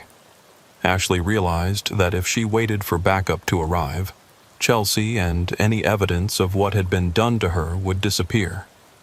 The perpetrators had clearly been monitoring law enforcement communications, or had been warned by their source within the police department that their location had been compromised. Making a decision that would haunt her for months afterward, Ashley approached the warehouse alone, hoping to gather enough intelligence to prevent the complete loss of their only lead in Chelsea's case. The side entrance she had observed was secured with a heavy padlock, but the loading dock on the opposite side of the building had been left open to accommodate the evacuation activity. Ashley was able to enter the warehouse through the loading area, taking cover behind stacks of shipping pallets while she observed the operation that was unfolding inside. What she saw inside the warehouse challenged everything she thought she knew about the scope and sophistication of the criminal organization they were dealing with. The interior of the building had been converted into what appeared to be a combination medical facility and high-tech laboratory.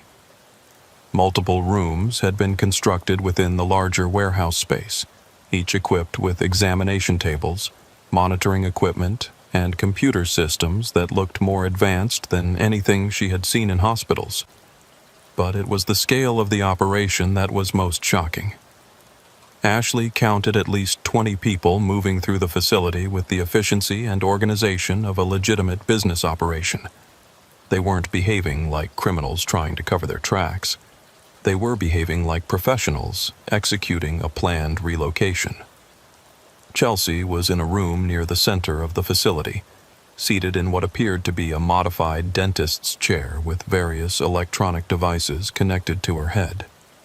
Unlike the completely blank expression Matthew had described, she now appeared to be actively engaged in conversation with someone Ashley couldn't see from her position. But there was something deeply wrong with Chelsea's side of the conversation. Her responses were too quick, too precise, and completely lacking in the personality and speech patterns that should have been natural for a 17-year-old girl. She sounded like someone reciting scripted answers to predetermined questions. Ashley managed to move closer to Chelsea's location by using the confusion of the evacuation as cover. What she overheard of the conversation confirmed her worst fears about what had been done to the missing teenager. "Confirm your father's current security clearance level," a male voice instructed. "Robert Hendricks maintains top-secret clearance with compartmentalized information access through his position at Advanced Defense Systems," Chelsea replied in a monotone voice. "His current projects include development of adaptive camouflage technology and battlefield communication encryption systems. Provide access codes for his home computer system." Chelsea recited a series of alphanumeric codes without hesitation, followed by detailed instructions for bypassing additional security measures that her father had implemented to protect his work materials. "Confirm your mother's client list for offshore financial management." Again, Chelsea provided detailed information without any sign of emotional distress or resistance. She had been turned into a human database, programmed to provide unlimited access to her family's most sensitive information. Ashley was preparing to call for immediate tactical backup when she heard footsteps approaching her position. She turned to find herself facing one of the men she had seen arriving with Chelsea, tall, well-dressed, and carrying himself with the confidence of someone accustomed to being in control. "Officer Martinez," he said calmly. "I was wondering when you'd arrive. We've been monitoring police communications, and we knew someone would eventually trace our operation to this location." Ashley reached for her service weapon, but the man held up his hand in a non-threatening gesture. "There's no need for violence," he continued. "In fact, I'd like to offer you the same opportunity we've provided to Chelsea. The chance to be part of something much larger and more important than local law enforcement." "You mean the chance to be brainwashed into a compliant asset?" The man smiled. Such a crude way to describe advanced behavioral modification technology. "What we've done with Chelsea isn't brainwashing. It's optimization. We've simply removed the psychological barriers that prevented her from reaching her full potential as an information resource." Ashley felt a chill as she realized the full scope of what she was dealing with. This wasn't just a criminal organization. It was a group that viewed human consciousness as technology to be hacked and reprogrammed according to their needs. "Who are you people? What do you want with Chelsea's family?" "We're researchers, Officer Martinez. We study human behavior and develop methods for optimizing cognitive function. Chelsea's parents possess information that could advance our research by decades, but they've been reluctant to share it voluntarily. So you decided to turn their daughter into a weapon against them. We decided to help Chelsea overcome the arbitrary limitations that society had placed on her potential. She's now capable of accessing and processing information at levels that would have been impossible before her optimization. Ashley was stalling for time while trying to figure out how to extract Chelsea from the facility without getting them both killed. But as the man continued talking, she realized that the situation was even more desperate than she had initially understood. Officer Martinez, I should mention that Chelsea isn't our only success story. Over the past 18 months, we've optimized several dozen subjects from various backgrounds. Some were teenagers like Chelsea. Others were adults with access to valuable information or resources. You're talking about a network of mind-controlled assets. We prefer the term cognitively enhanced individuals. And yes, we've developed quite an extensive network. In fact, I believe you've already met some of our other success stories during your investigation. Ashley felt her blood run cold as the implications of his statement became clear. You're saying some of the people I've been working with have been compromised. Let's just say that your investigation has proceeded exactly as we intended it to. Every lead you've followed, every witness you've interviewed, every piece of evidence you've discovered. It's all been carefully orchestrated to bring you to this moment. The warehouse suddenly felt like a trap that had been closing around her for days without her realizing it. How many of the people involved in Chelsea's case had been feeding information to this organization? How much of what she thought she knew about the investigation had been deliberately manipulated? What do you want from me? The same thing we've given Chelsea, the opportunity to transcend the limitations of normal human consciousness. You have skills and access that could be valuable to our research, and we'd like to offer you the chance to join our network voluntarily. And if I refuse? The man's expression didn't change, but his tone became slightly colder. Then you'll join our network involuntarily. The optimization process works equally well either way, though voluntary subjects tend to adapt more quickly to their enhanced capabilities. Ashley was reaching for her radio to call for backup when she heard the sound of vehicles approaching the warehouse at high speed. Through the windows, she could see police cars and federal tactical units surrounding the building. But instead of looking concerned about the law enforcement response, the man seemed pleased. "Excellent timing," he said. "This will be a perfect demonstration of how effectively our network has penetrated local and federal law enforcement agencies." As Ashley watched in horror, some of the responding officers began taking positions that would prevent the escape of their fellow officers rather than the suspects. The tactical operation that should have been a rescue mission was being sabotaged from within by people who appeared to be legitimate law enforcement personnel. The investigation into Chelsea Hendricks's disappearance had led Ashley into a nightmare scenario where she couldn't trust her colleagues, couldn't rely on backup, and couldn't be sure which of her own memories and perceptions had been manipulated by an organization that treated human consciousness like software to be hacked and reprogrammed. And somewhere in the chaos of the compromised rescue operation, Chelsea continued to sit in her modified chair, providing detailed information about her family's secrets to people who viewed her not as a victim to be saved, but as a successfully reprogrammed asset to be protected and utilized. The tactical operation at the warehouse on Industrial Boulevard collapsed into chaos within minutes of its initiation. Officer Ashley Martinez watched from her position inside the facility as the law enforcement response fractured along lines that had been invisible until this moment. Lines between officers who were genuinely trying to rescue Chelsea Hendricks and those who had been compromised by the organization they were supposed to be fighting. The first sign of sabotage came when Detective Murphy's voice crackled over the radio with orders that made no tactical sense. Instead of establishing a perimeter to prevent escape, units were being directed to positions that would allow the warehouse personnel to evacuate through predetermined routes. All units, establish containment positions at grid references Alpha 7 through Delta 3. Murphy's voice instructed.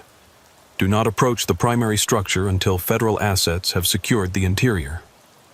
But Ashley could see through the warehouse windows that there were no federal assets approaching the building. The tactical units that should have been moving to secure Chelsea and apprehend her captors were instead taking defensive positions that protected the evacuation operation. Officer Martinez, the well-dressed man said, seeming to enjoy her realization that the rescue operation had been compromised from the beginning. I think you're beginning to understand the scope of what you're dealing with. This isn't just about Chelsea or her family. It's about a fundamental shift in how human resources can be managed and optimized. Ashley was trapped between wanting to maintain her position to protect Chelsea and needing to alert someone, anyone, in law enforcement who hadn't been compromised.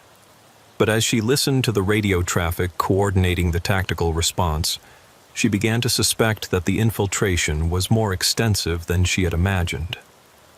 How many? She asked. How many what, Officer Martinez? How many people in law enforcement are working for you? The man consulted a tablet device. In Lincoln County specifically? About 30% of sworn personnel, plus key positions in dispatch and administration. Nationally, we've achieved significant penetration in most major departments and federal agencies. The numbers were staggering.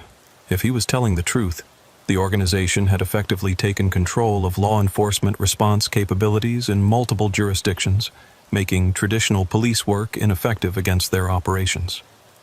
What's your end game? What do you actually want? Information, Officer Martinez. Human knowledge is the most valuable commodity in the modern world, but it's locked away in individual minds that are inefficient, unreliable, and resistant to sharing. We've developed methods to unlock that information and make it available for optimization.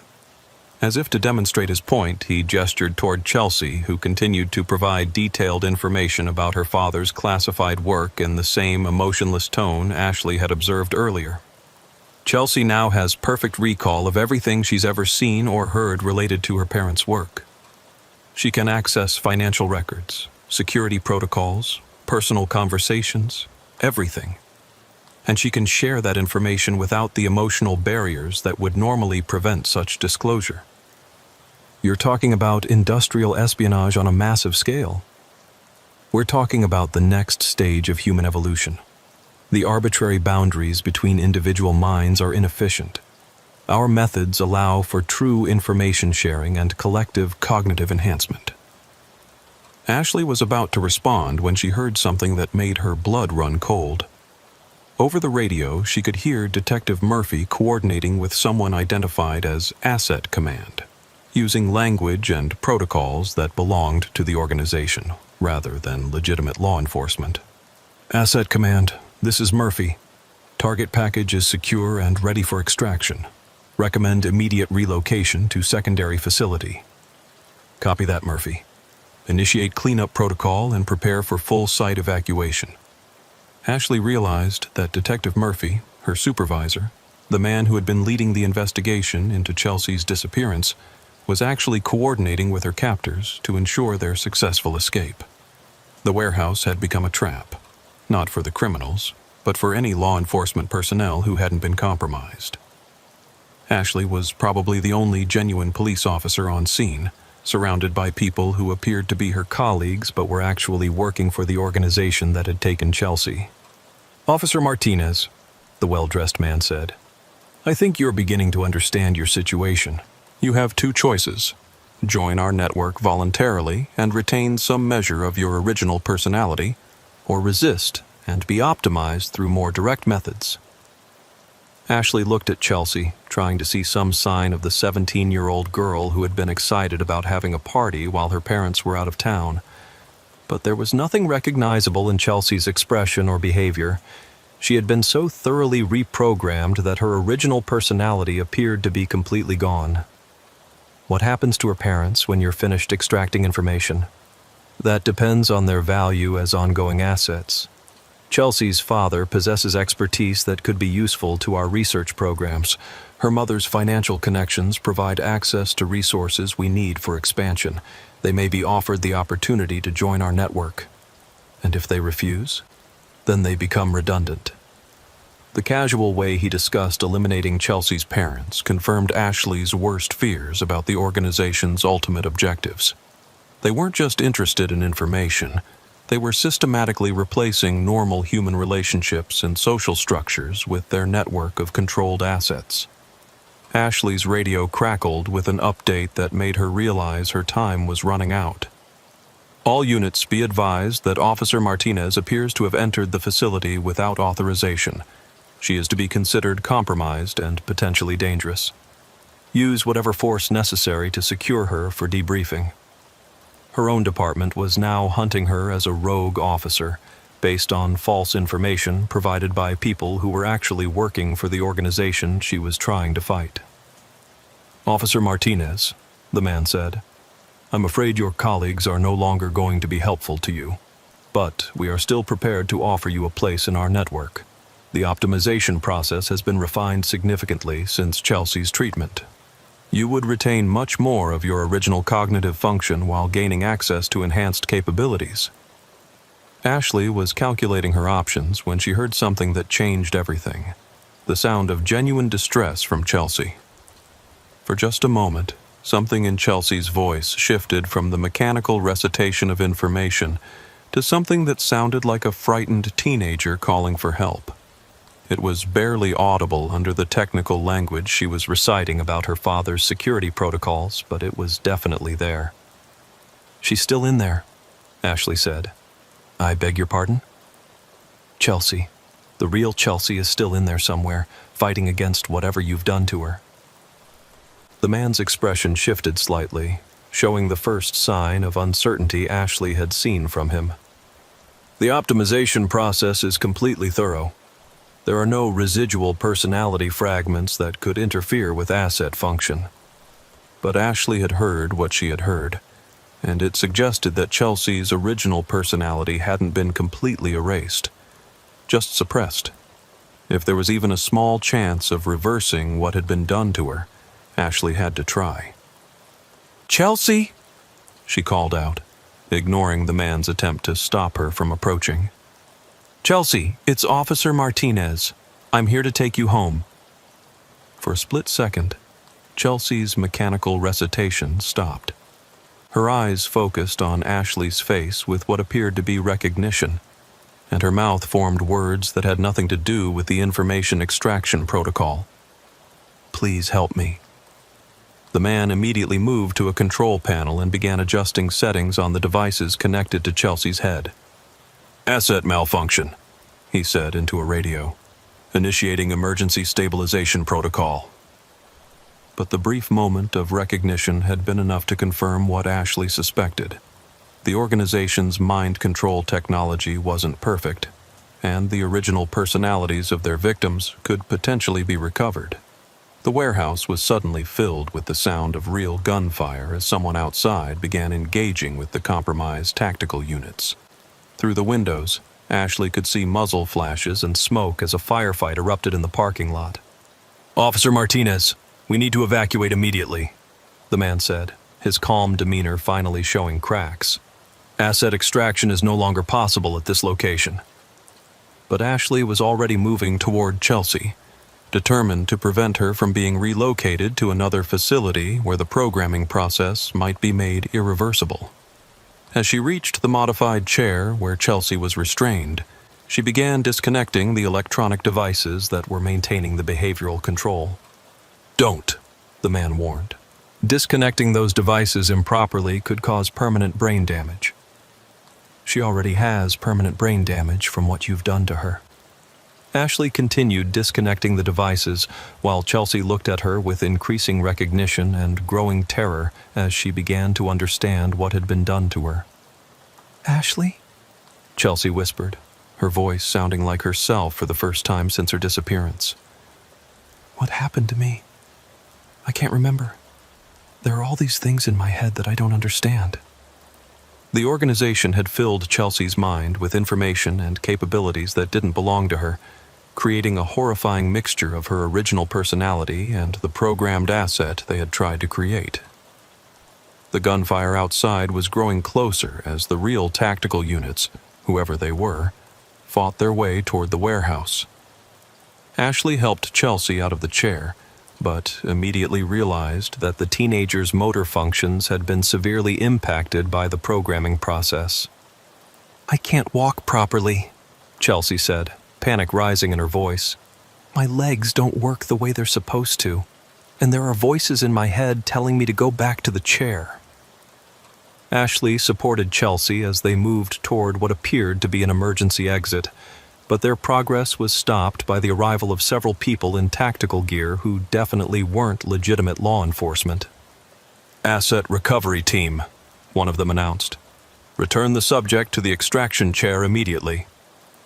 Ashley drew her service weapon, but realized she was completely outgunned by people who had professional military training and equipment. The situation had become hopeless.